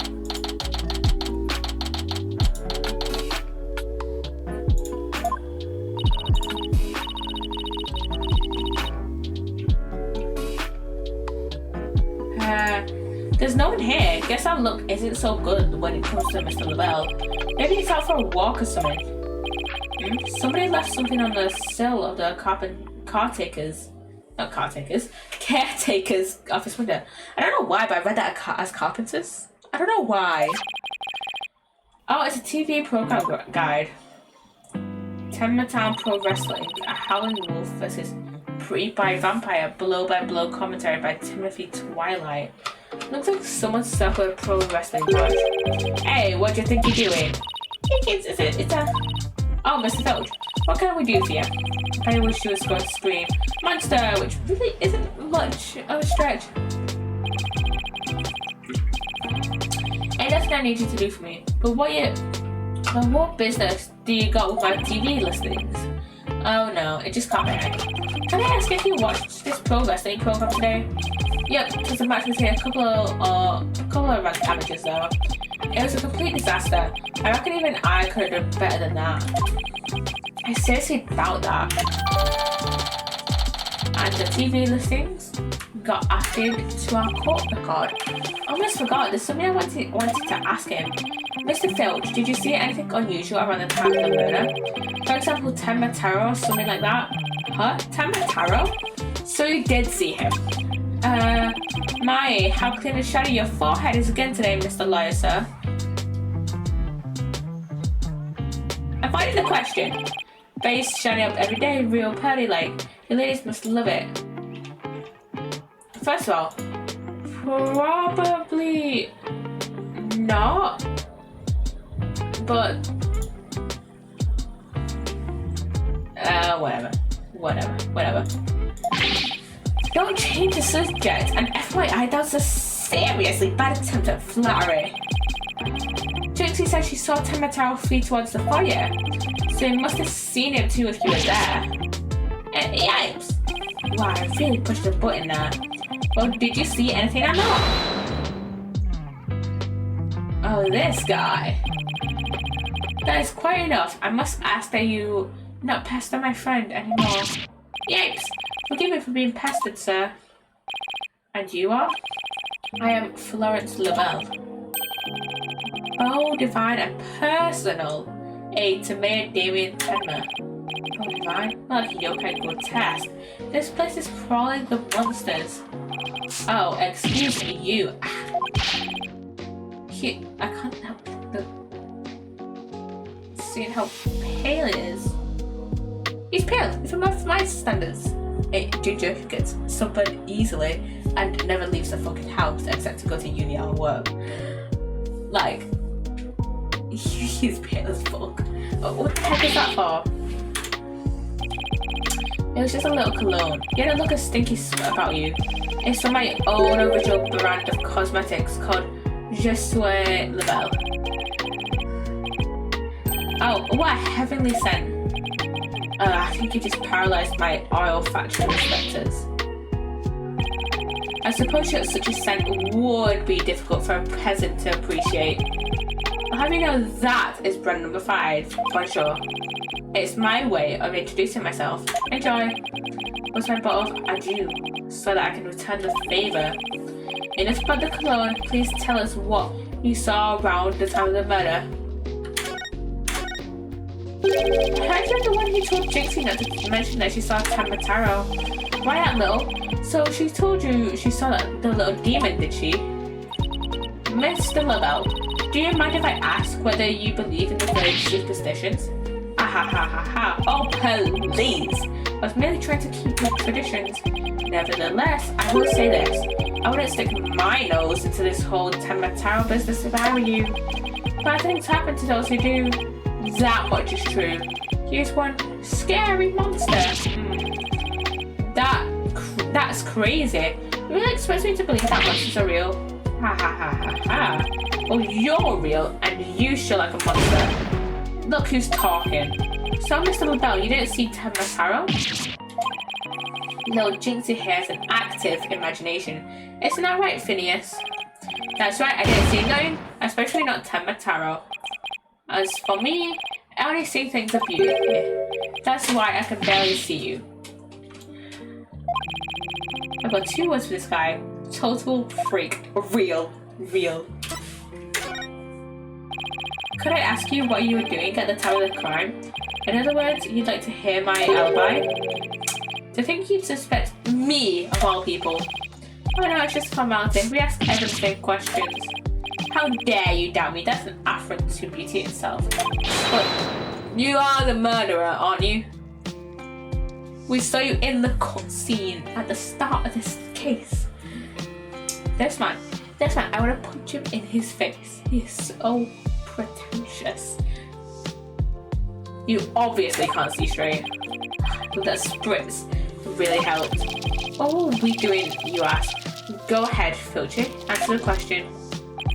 At the time of the crime, you were, in this here foyer. Exactly. Good answer, Filchy. Good answer.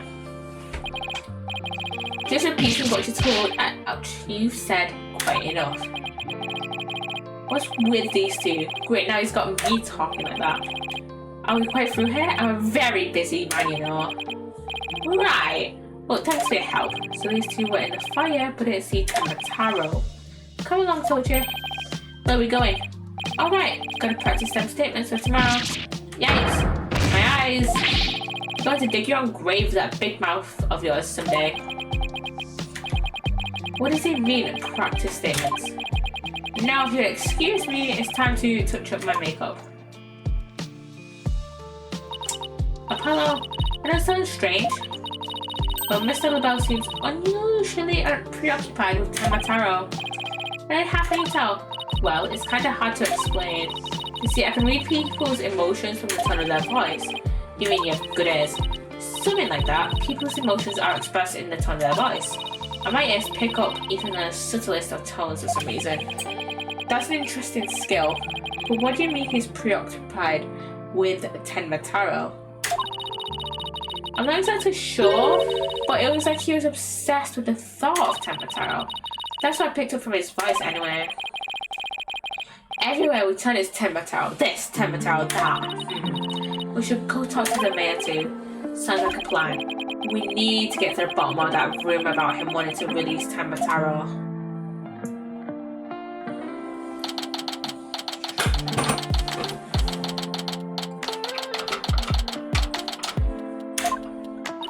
Something wrong, Apollo? Where did your enthusiasm go? What am I doing asking the mayor if he has ever thought about releasing Tamataro? I bet he'll think I'm an idiot. At worst. Oh, he's there.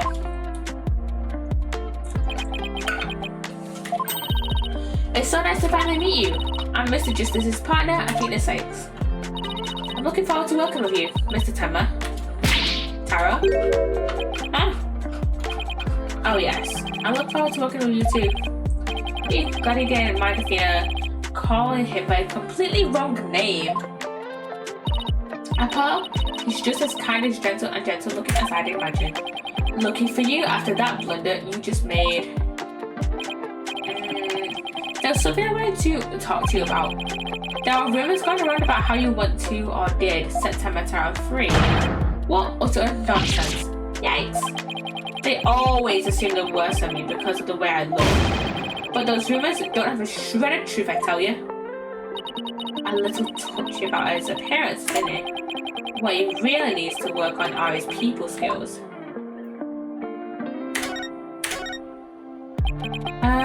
So rumor has it you want to push the merger through in order to release Ten Mataro. Of course, that's a bunch of baloney, isn't it? Needed question. It's not particularly good. Sorry for offending you. So that's talk around town, is it? I can see how that would make you angry. What if Jinxie's schoolmates start teasing her about this? Huh? I must break out of here at once. Her tormentors must be taught a lesson. No wait, first we have to get you a non-guilty verdict. Don't try to stop me. This is about father's duty to his darling daughter. Hold tight, sweet Jinxie. Daddy's coming to save you. Relax, we'll look out for your doctor until we can get you free. Is that so? You don't need me to go straighten things out myself. Oh boy, they'd probably call in the SWAT team if you showed up at a school. Alright, I had to ask about the reason behind the merger. It seems like you were rather forceful in pushing for the municipal merger. Yeah, you.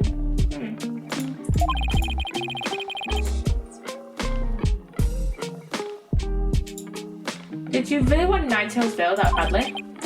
Yes, it's quite an attractive prize in terms of tourism.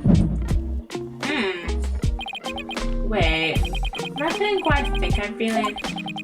Sure, I played a bit of hardball, but only when I deemed it necessary. I know that my bracelet's reacting. What is it, Apollo? My attender may not be telling the whole truth. Really? How can you tell? People invariably tease up when they lie. That's where my bracelet here comes in. I can sense when the person I'm talking to is feeling tense. Because it begins to feel tight on my arm. No way! You can do that? Wait, so you believe me? Just like that? Sure, each of us has our own special gifts. Oh yeah, Athena has a gift too, her special sense of hearing. Still, what do you think the mayor is lying about? I don't know, but it's our job to find out. It's been a while since my bracelet last reacted like this. Let's see if I still remember how to do this. First I touched my bracelet. Aww. Right, now let's give it a whirl.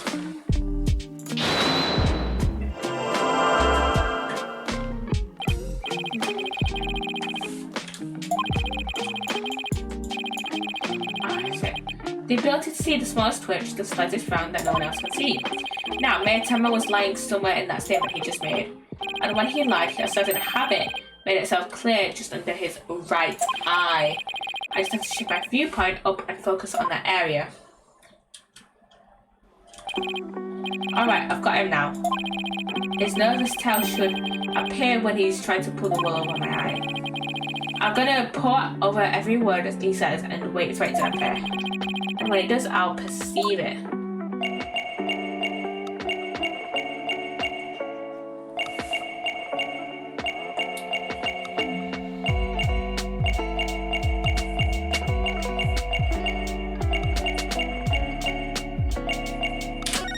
Gotcha! Mr. Mayor, please, you can trust us with the truth. The truth? I don't understand. When you mentioned tourism, the bottom of your right eye started twitching. What nonsense is this? So what if it's gay? Please tell us more about your merger bid. What more is there to tell? Where were you really seeking to merge Ninetales Vale? I already told you, tourism. The monster craze really revitalized the village, making it quite the prize. You really don't trust us, do you? What are you talking about? The village has been a hot property ever since the monster craze started, has it not? I think you've yet to realize that what you're saying contradicts the facts. You say that the monster craze really revitalized Ninetales Vale, so you felt it would be an attractive prize for its tourism, but that would contradict Take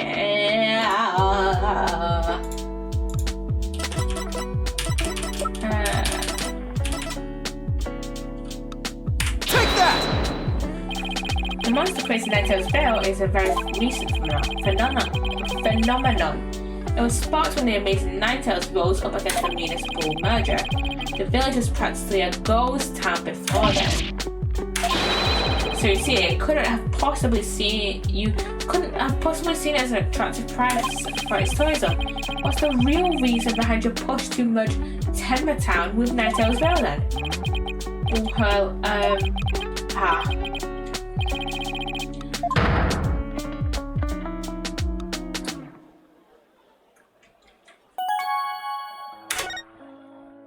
Are you ready to tell me the truth now? Honestly, I never wanted to pursue the merger in the first place. But I had no choice if I wanted to protect my darling little Jinxie. Protect her from what? I received a threat. It said either I go through the merger or my Jinxie dies. Oh! What? How awful! Who would do such a thing? I don't know. But whoever blackmailed me must be connected to the murder. Wait, so you think the blackmailer and the killer could be one and the same? Alderman Kyubi was immensely popular, so you have to ask, who would want him dead? The blackmailer who wanted the merger at all costs had all the motive in the world. But why go from blackmail to murder? The merger protests won't disappear just because the alderman was killed. Could it be? What if there was another reason for the murder? Like what? Maybe the blackmailer discovered Alderman Kyubi's secret identity, and his secret identity was a threat to the blackmailer's merger scheme. So what do your secret identities have to do with anything, Apollo? I have evidence revealing to the Alderman's secret identity. Maybe it's time to use it.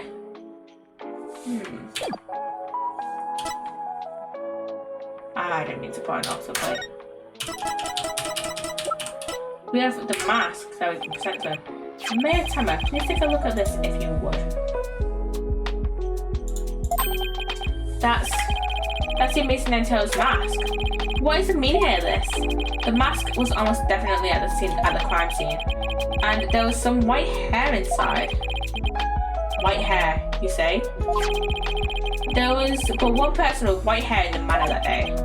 What are you saying? You know which man I'm talking about, right? I'm talking about Vex Kyubi, the amazing Ninetales himself. No way! The Alderman was impossible. Wait, come to think of it, Alderman Kyubi was a former pro wrestler. So the blackmailer turned killer when he discovered the Alderman's secret identity. Didn't I just say that? But yeah, the amazing Ninetales was a threat to the blackmailer scheme. He opposed the merger and as a result, single-handedly sparked the monster craze. Even so, what was the mask doing at the crime scene? There had been an event at the manor, and maybe Alderman Kyubi had taken part in it, if you get my drift. This is absurd. Mr. Mayor, do you have any proof of the threat that was made against you? Yes, a blackmail letter. Unfortunately, it disappeared after the murder. I've been carrying it around in my briefcase, but now it's suddenly vanished. I feel like Phineas had a hand in that. The blackmailer must have taken it with them after they killed the Alderman. Well, at least we've clearly established the kill. Oh wait. Yeah, it would have been taken after the murder. Mayor Tenma, visiting hours are over. No, the PNS meeting is adjourned. Apollo, do you really think that Tenma Taro Jinxie is the killer? I don't know. All I know is that there's no such thing as monsters. What about that newspaper article? Could the killer have purposely freed Tenma Taro to do that dirty work? Oh, come on. There wasn't any Tenma Taro to release in the first place. Yes, but the only suspects the police have right now are the mayor and a yokai. We'll probably be arguing whether there was a yokai involved in court tomorrow. I can already see the look of disbelief on the Jinxie's face. Apollo, are you alright? I'm fine. I'll think of something. I better because I can't very well say a flying demon was the killer. At this point, the only thing I know for sure is tomorrow is going to be one doozy of a trial. To be continued. A feel like I might do maybe one cross-examination. Maybe 1 or 2 cross-examinations. And then we'll end stream. Because I don't want, because this is going to take a little while. Depends how long these cross-examinations take. But I'm going to play an ad and go to the toilet, and we shall be back to play some of this trial, and then on Sunday we'll try and finish off this case. If we can't finish it off on Sunday, we'll finish it off on Monday. So yeah, so maybe I'm gonna play that. There we go, added progress. See you in a few minutes.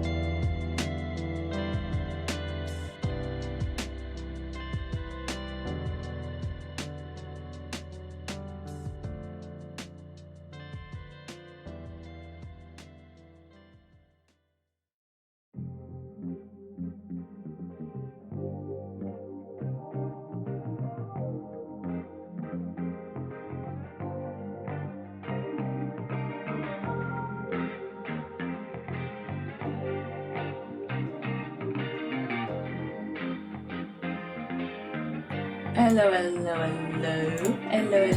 gonna continue on, but I'm not gonna be followed with the dialogue. Because there's still like a minute left on the ad.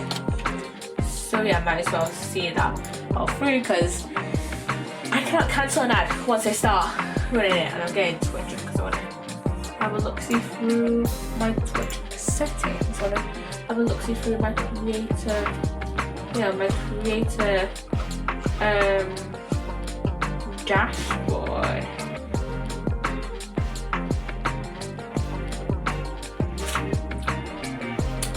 Oh shit, there's the Minecraft drops thing. You can get a cake from the Minecraft drops because it's the 15-year anniversary. Whenever, I'll probably stream Minecraft maybe sometime next week maybe. So, yeah.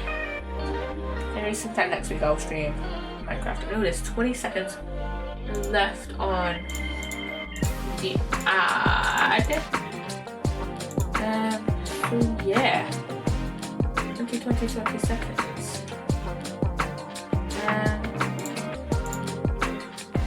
Hello chat, hello everyone.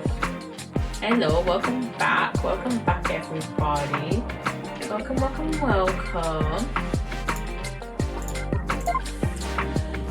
We're gonna try and maybe get like 1 or 2 cross-examinations done, and then the rest of the trial done on Sunday. You okay, Athena? You've been really antsy ever since we got here. I'm just excited. This is my first real court case after all. Yeah, a real ball of excitement she is. I know just what she needs. Athena! Can you ever learn about indoor and outdoor voices? I'm just trying to show you the best way to relieve your pre-trial jitters. By scaring the daylights out of me, I find that shouting "I'm fine" in a loud voice really relieves my stress. It's a part of my core to steal voice workout, and I must before every trial. You want me to shout, "Hey"? That's right. Hey, I'll go first, let me try. I'm a poet just as I'm fine. I'm Athena Sykes. and I'm fine. Maybe that actually worked. I thought it might help. Always works for me. An old friend of mine from junior high and I say it all the time. I see. A proven remedy to calm the soul. I like it.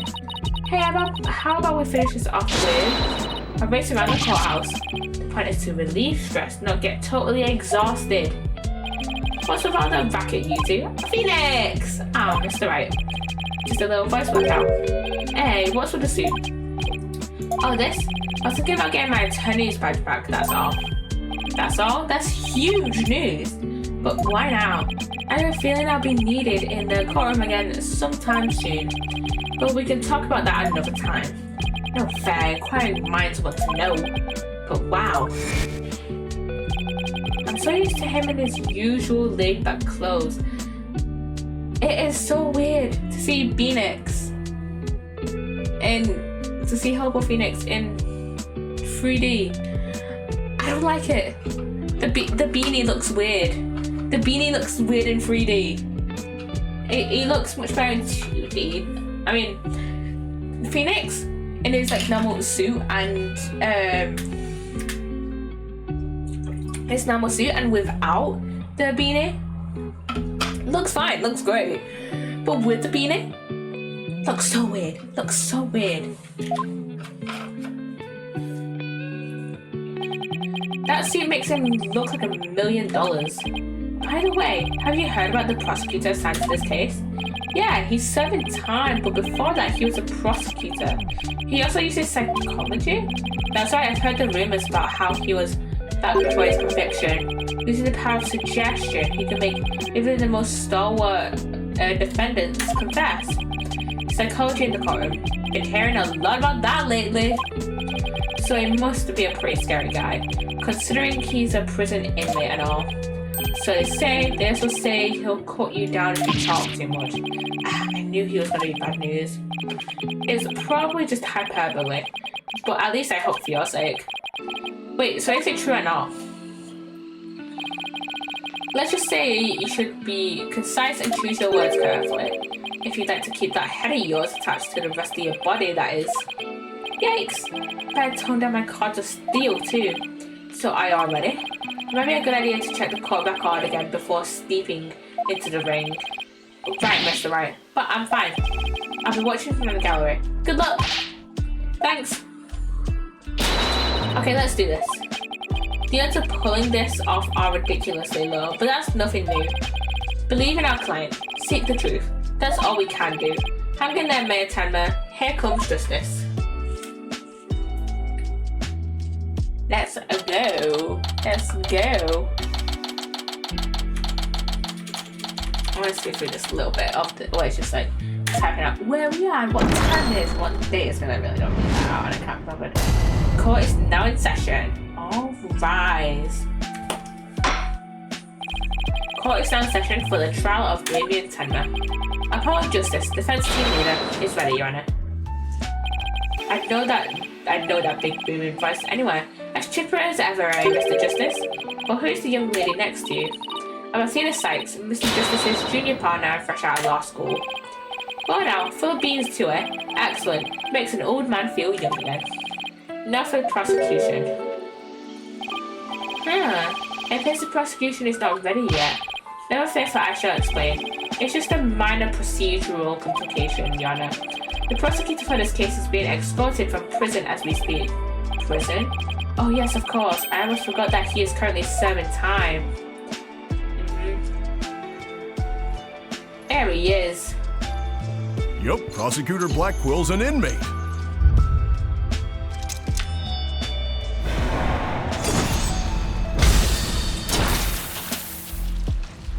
Ew.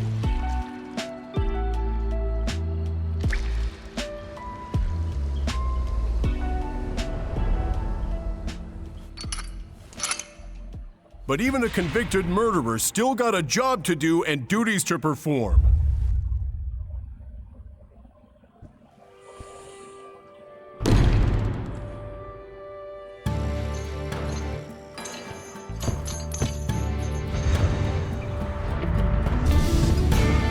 What?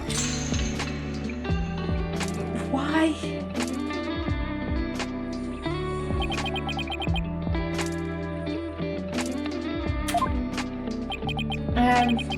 Who is that with his back to us over there? That's him. I'm sure of it. Prosecutor Blackwell. Is the prosecution ready?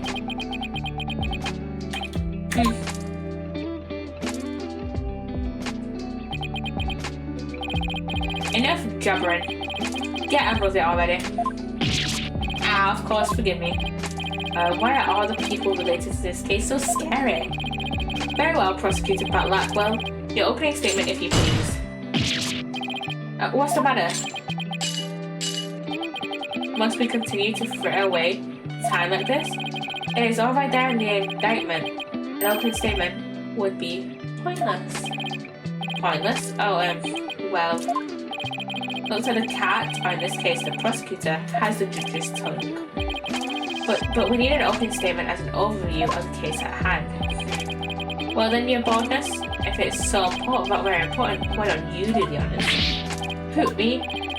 There's a term for people who whine and fuss about how they need silly, useless things. And they decide they no longer want them once it says, a selfish old fool. Huh?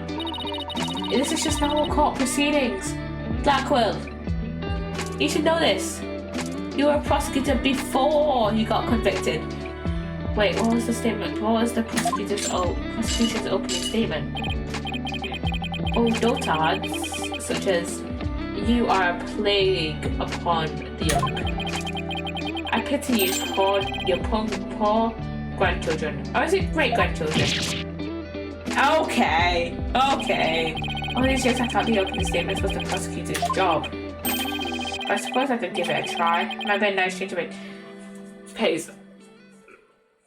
Why are you like this? What? He actually fell for that? This must be the power of suggestion Mr. Wright was talking about. Why is he like this? Why is he like this? The opening statement, huh? Let's see here. The victim was one Rex Cubey, alderman of Nigeria, and the defendant, Damien Temmer, mayor of Tenmatown, is accused of his murder. And why, Britta, was the mayor arrested? His prints were on the murder weapon. Plus, he had a motive: the elimination of the biggest roadblock to the municipal merger. The caretaker and the secretary, other potential suspects, both have alibis, and his daughter, who was also in the vicinity at the time of the incident, has no motive. So in a nutshell, I'd have to say the charges against the defendant are incontrovertible. Bravo, your boldness. Your years of experience shine bright like your head. Okay. Oh, flattery will get you everywhere. He's playing Simon Says with the judge. Moving right along now, let's hear from the first witness for today, Detective Fulbright.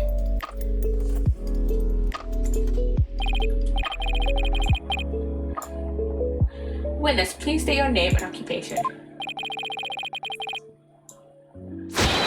I'm the detective assigned to this case, Bobby Fulbright. Oh, and I'll also be keeping tabs on old Blackwell here. I also heard you would provide protection if it ever came to that. It would seem that I have been sorely underestimated. Wait, who's protecting who from what? Still, I truly believe anyone could turn their life around, even old Blackwell here. Fulbright, save your platitudes for funerals. Get on with your statement. Ha ha ha, that's the spirit. Justice must be swift and true. I see it in your eyes. There is hope for your rehabilitation and return to society. I will never give up on you. Prosecutor Blackwell doesn't seem to intimidate Detective Fulbright. We know what they say, ignorance is a bliss. Oh, so that's why Detective Fulbright was assigned to Blackwell. He's so oblivious. Yeah. Now let's have your first statement, Detective Fulbright. You got it. But first, I'd like to say to the defense that justice will ultimately prevail. Yeah.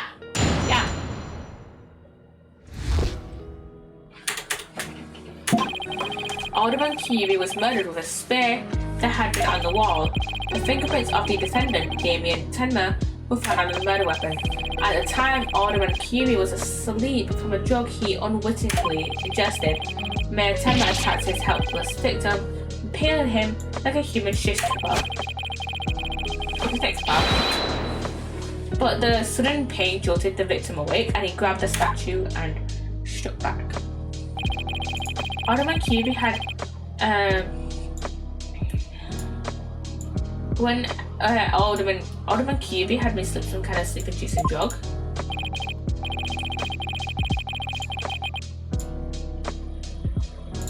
That's right, the accused was scared because the Alderman was a former pro wrestler, so he slipped him a drug to make sure he'd be out, cool and defenseless. Here's the autopsy report to prove it. Cause of death: stabbed with a spear, estimated time of death around 3:20 p.m. The victim had been in a drug-induced slumber. And the victim managed to attack his attacker despite being impaled by a spear. That sounds almost superhuman. Is it even possible? Well, he was a former pro wrestler after all. That spear was probably nothing more than a mosquito bite. Objection! Not so fast. Don't try to brush it all off by saying the Alderman had been a pro wrestler. Do you really expect us to believe he could fight back after being skewered by a spear? Never heard of the incredible feats of which man is capable of in a pinch, are you? Like the samurai of yore, wrestlers can battle through intense pain. It sharpens their senses. I used to talk about it with a former wrestler I met in the clink. I don't know. It still sounds a little far-fetched. Does it now? Then perhaps we should test the theory on you with the edge of my blade. I didn't sign up for this! You have no blade. And so your life is spared. For now. Please let those shackles be made of titanium. I don't want to die. My investigations are so thorough as they are foolproof. Oh, my name isn't Fulbright. I'm not to resign immediately if I ever make a false arrest. The accused prints were on the weapon, and he's the one person without an alibi. Quite decisive evidence. Wouldn't you agree, your baldness? The defendant is sounding guiltier by the minute. He has the judge leaning towards a guilty verdict when the trial's just barely begun. What's more, a curious rumor about the accused is making the rounds. They say he seeks the merger for the purpose of freeing Tenma Taro from his imprisonment. Truth be told, I can think of no real reason to show interest in that backwards burg. Perhaps he's a complete nutter and really does seek to release an imaginary demon. Either way, he is a raving mad and more than capable of murdering the Alderman. That man is a strange one, alright. I heard he went to a blood drive, but instead of donating, he tried to make a withdrawal. Arda, there'll be no gossiping in my court. Your baldness, please take a gander at those charms plastered across his cranium. I had him to keep him safe from possession by the demon Tenma Taro. Then again... Perhaps he's already under the demon's spell. Behold, the lunatic appears poised to lunge at you at any moment. Hold it! The rumors and quirks of Mayor Tenma have no relevance to this case. Besides those charms on his head, they're just a fashion statement, I think. Come to think of it, such things don't seem relevant to the case, do they? The prosecution will refrain from dragging our client's reputation through the mud. Oh, what a dreadfully fearsome lass we have here. Whoa. Thanks for that lifeline, Athena. Careful, Apollo. Here's a judge dancing in the palm of his hand. The power of suggestion is one of the more powerful tools in Simon Blackpool's arsenal. He's trying to manipulate everyone's impressions to suit his objectives. This guy really is bad news. In any case, it seems the victim did manage to defend himself despite being impaled. What sort of weapon did he use against his attacker? None other than this statue right here. It appears to be a statue of two strange creatures locked in battle. Two yokai to be exact. One on one side is the nine-tailed fox, and on the other is Tenma Taro. Quite interesting if you think about it. It's as though this very case were rendered in art. The mayor's blood was found on it, but no prints could be lifted. Mr. Justice, you may proceed with your cross-examination.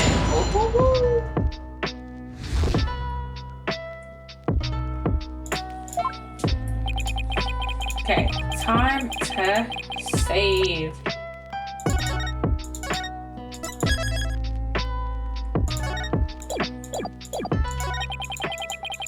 Let's have a look. Let's have a little look-see back through. I wish we could more easily scroll like in the Phoenix Wright trilogy. And grab the statue and struck back. No fingerprints were on it. Where is it? There. No prints were on it. Objection!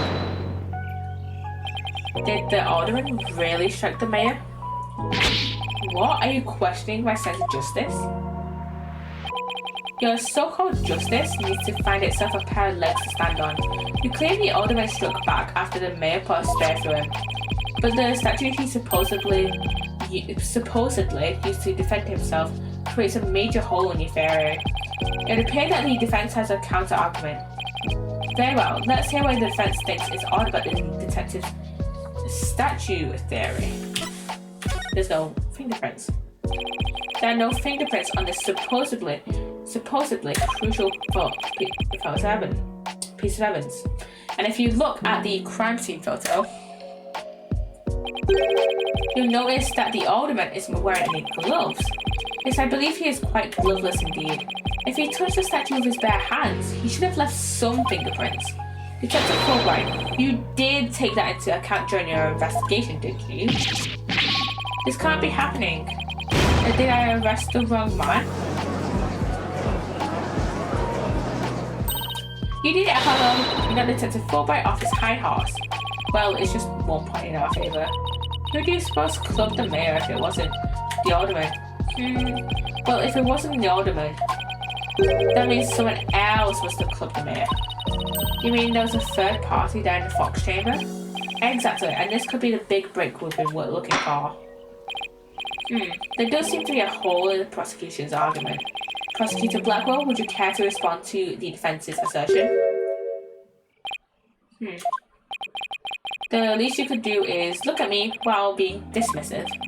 Your mind is as dull and as an unhoned blade, Justice Stoner. Justice Stoner? He's been watching too many samurai flicks. It will take far more than that to cut down Simon Blackwell. A whelp such as you has no hope against my superior swordsmanship. This is a trial, not a sword fight, Prosecutor Blackwell. There's a perfectly good explanation for the lack of prints on the statue. You might recall that blood-stained cloth found at the scene of the crime. Well, it just so happens that the blood was the mayor's. So, what are you getting at? Hold your mind, boy. Why was there blood on that cloth? Solve that riddle and you shall see the hole you thought you found is but an illusion. Now let's see. How was that cloth used? Was it used...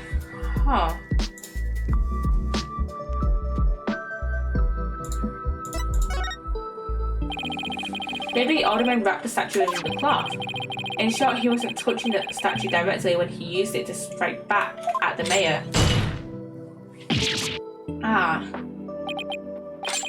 Precisely. Bully for you, boy. It was nothing. Apollo, don't let him start manipulating you too. We just closed the hole for the prosecution. I did. Yes, you did! I did. Right, that statue wrapped in cloth would leave no fingerprints, as plain as day. But this also proves there are no holes in our theory of the alderman striking back. Oops. It has been updated. Now do you see how dull your mind is? I'll make sure to sharpen it next time. A particularly frightening inmate once told me that he always tenderly held his blades before he went to work, like the samurai of yore. Samurai? Sounds more like a homicidal maniac to me. Actually, he was working in the prison kitchen at the time. Wait, so the inmate was a murdering samurai prison chef?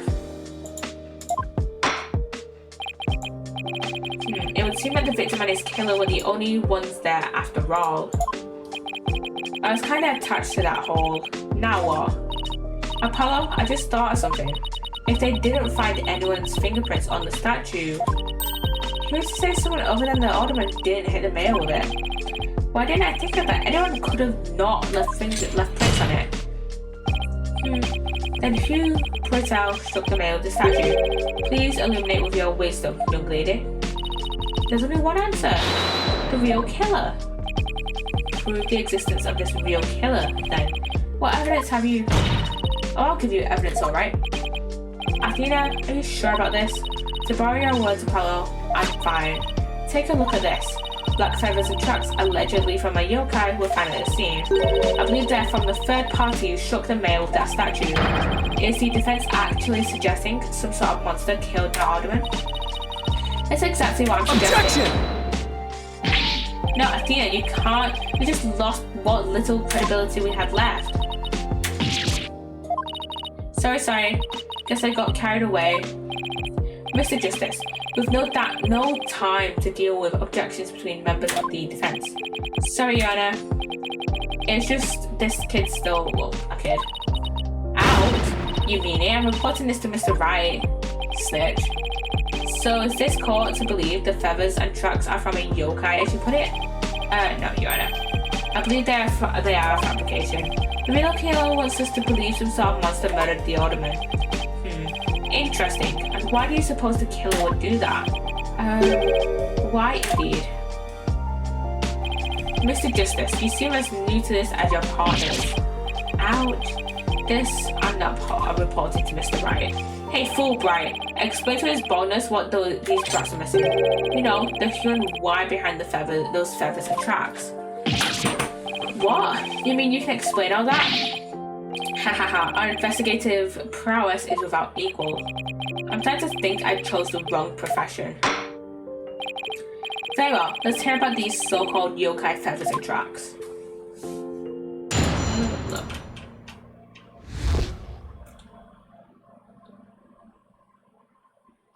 Okay, we'll do one more cross-examination, and then we'll end stream.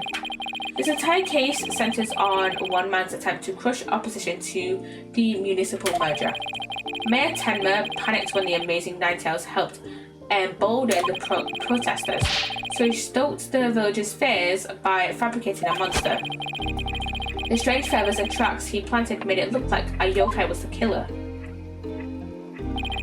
Those feathers and tracks stoked the villagers' fears? Absolutely, he knew exactly how to prey on their superstitious minds. Those feathers only gave weight to the idea that the alderman was slain by a demon. The accursed demon Tenma Taro, that is. Tenma who? Tenma Taro, the legendary demon locked away in the village's forbidden chamber. From a young age, the villagers are taught to fear the great black feathered demon, and thus were they blinded to others a more plausible explanation. Hold on for a second. Before we start letting our imaginations run wild, isn't there someone else that could be considered a suspect? Mr. Justice, please explain yourself. On the day of the incident, there was a special event held at Kyubi Manor, and as part of this event, there was someone dressed in the likeness of Tenma Taro. Obviously, this person is a much more likely suspect than any legendary demon. Dillard, you are playing right into the killer's mind games. What? Listen here. The feathers and tracks were merely red herrings. The villagers believed the murder to be the works of the real Tenma Taro. However, the police believe that the person in the Tenma Taro suit is the killer. The defendant sought to sow this confusion in order to deflect blame away from himself. However, he was knocked unconscious by the alderman, and thus our mentally deficient mayor was caught red-handed at the same time. Do you honestly believe Mayor Tenma would do something stupid? The evidence speaks for itself. Fulbright. Right, it was the mayor's last-ditch effort to stop the opposition before things got crazy. The Amazing Ninetales was feeling both the yokai craze and the anti-merger movement. Plus, he's one of the better-known masked wrestlers and the hometown favourite. That's why the mayor panicked and set out on the path of injustice. But do the people of Ninetales Vale really believe a yokai is behind the crime? Yokai sightings are an everyday event here, so I wouldn't be surprised if they did. I must say, a crime that preys upon innocent, impressionable minds. Just so, a particularly silver-tongued inmate once had the following words for me. The innocent of heart are the easiest prey. You don't say. Was this inmate a con artist? No.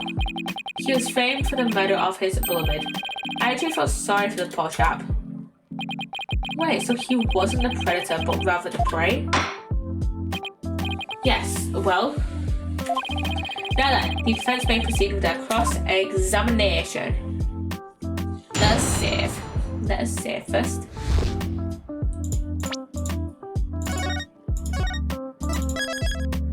Let's save there.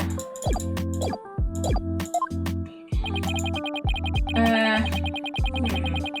have to read back through the fucking witness testimony though. And that person is just staring full right down. And that person looks like they have no eyes. Hold it!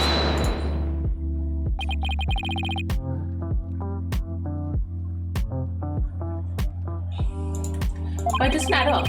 If what you say is true, why True. Why top it off with murder? What do you mean? You claim that our client planted the yokai evidence to stoke the village's fears. If so, then why not stop there? Why murder Alderman Kyubi? Excellent point. It is, isn't it? So your Honor agrees there was no reason for the Objection! Perhaps the killing was on spur of the moment. You're saying it wasn't premeditated? From the outset, I had no intention of paying heed to any of your babble. However, the fact is, the mayor made a startling discovery. A startling discovery? Why don't I like the sound of that? Alderman Kyubi's secret identity. Apollo. I think Prosecutor Blackwell has figured out the Alderman's secret identity. But even if he has, why would it be a motive for the mayor to commit murder? This is not good. This patch of fur was discovered at the crime scene. It's from the mask worn by the Amazing Ninetales. Therefore, we can conclude that this mask was at the crime scene. Oh my, but why would it have been there? The victim was a former pro wrestler and a member of the anti-merger movement. Need I say more? Well, could it really be? Your boldness has had an epiphany, I see. Our victim, Rex Kyubi, was the Amazing Ninetales, and the mayor's discovery of this fact was his motive for murder. No! So Apollo's facial expressions are just so goofy. Order! What a shocking development. A motive clearer than crystal clear. What do we do now, Apollo? I don't think they tie the Alderman's secret identity to the mayor's motive for murder. Unless you've reached my real point. Why did the Alderman have to forge a secret identity? Does it not pique your interest, your boldness? I admit it does. It is odd that he had to create this other persona just to secretly participate in the anti-merger movement. Very astute of you, your boldness. Right, now take a look at this. If you value your dearest life, you will merge Ninetales Vale with Tenma. Do not tell anyone about this threat. If you do, consider your dearest as good as dead. This blackmail letter was found in Alderman Kyubi's office. Okay, even. What? Wait, wasn't that the blackmail letter that Tenma talked about earlier? At present, the Alderman's wife is in the hospital, and that letter is clear evidence that the mayor was blackmailing him by threatening her life. Wait, didn't the blackmail letter sent to Mayor Tenma go missing? right after the alderman's murder. They think the killer took the letter from the mayor after the murder and planted it into the alderman's pocket. It's possible, but we don't have any proof that that's what happened. Talk about being up the creek without a paddle. Mayor Tama would have made a clean getaway if he just left out the planted the yokai things.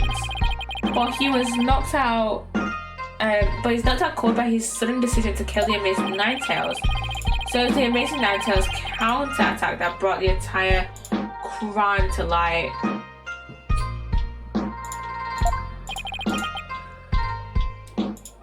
Wait a sec. Fulbright's claiming that the mayor killed the alderman after planting the yokai evidence, and the mayor was knocked out cold immediately after that. Detective Fulbright, please add your previous statement to your testimony. Mayor Tama killed the sleeping alderman after planting the feathers on tracks. That doesn't seem like... Objection! Detective Fulbright, your sense of justice is anything but fair. What's this? You dare question my justice again? Yes, and I'm going to prove it to you. Take a look at this photo. This is the crime scene photo. And just what does this prove? It proves when the feathers and tracks were planted. But I already told you they were planted before the murder. Nah. The defendant planted the yokai evidence, then was knocked out while killing the victim. But that would be impossible. If you look right here, it is clear when the feathers and tracks were left at the scene. Like right here. Take that! Are you just pointing to the yokai feathers and tracks, Mr. Justice? Yeah, see how the feathers are on top of the blood and the tracks were made in blood? In other words, the yokai evidence could have only resulted after the murder. Then the murder must have planted the evidence after killing the alderman. But you just said yourself, the mayor had been knocked unconscious thereafter. There would have been no time for him to plant any evidence at all. Therefore, there must have been someone else beside the mayor and the alderman at the crime scene. There must be some mistake. Nuh-uh, Fulbright. Order! What's your evidence? You can't possibly have any, can you? Ha ha ha ha ha. Evidence? Oh, I have evidence. In fact, I have an eyewitness's testimony for you. You do? But how?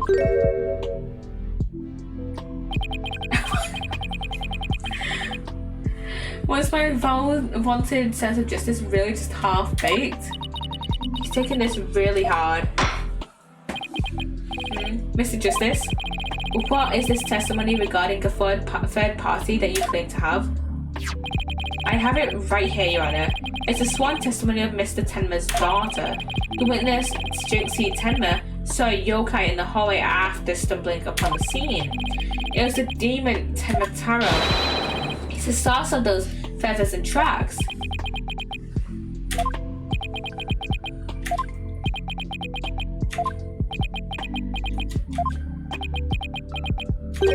Will somebody please say something? The defense will explain to the client exactly what it means. You dare to let this court of justice itself? You're unfit to bear your name, boy.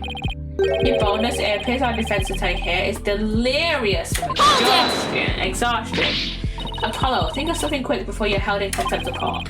What do you think I'm trying to do? Before you decide whether I should step down, please hear me out. Very well, Mr. Justice, I'm all ears, but you had better explain yourself well. What was this yokai you were talking about? It's all in this statement here. Jinxie Tenma asserts that she saw Tenmataro after she discovered the crime scene and called the police.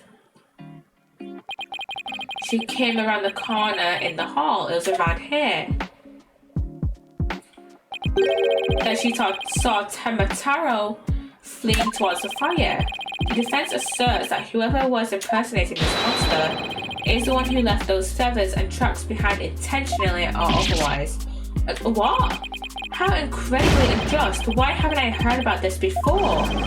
The defense just proved that was someone else.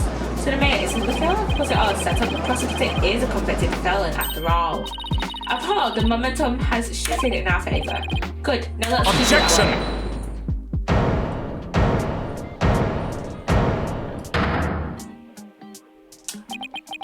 What was the objection for, eh? Little do you realise that though you are in the midst of a fray, your sword is broken. Eh? My sword? I didn't know I had one to break. Are you implying there's a problem with my claim? Consider this. If that yokai impersonator had indeed fled towards the fire, that fool and that fop would have seen him. Fool and fop? Oh, you mean Filch and LaBelle? I didn't even mention it. Both Phineas Filch and Florent LaBelle were in the fire, I don't know how to say the word, at the time. But they haven't stated that they saw a yokai, have they?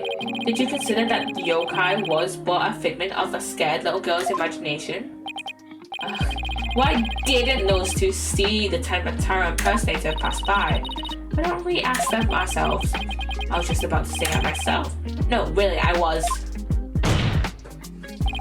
The defense would like to call Mr. Phineas Filch, caretaker of Kyubi Manor, to the stand. I just know he must have seen something. I suppose we can't ignore the fact that the little girl believes she saw a monster. I trust you have no objections to Mr. Justice's request, Prosecutor Blackwell. I understand that Mr. Filch is enjoying a nap out in the lobby. I knew that Tanuki was a rare find. But when we captured him, I didn't think he'd end up a witness. Do with him as you will. Did he just say captured? No way. I don't want to know. Very well then. Bailiff, please go wake Mr. Filch and escort him to the witness stand. Okay guys, okay. So I think this is where we're gonna get the witness testimony for Filch. So I'm gonna save right there, go back to the menu, doubly save, just to make sure. Hope you have enjoyed this stream, and I shall see you guys on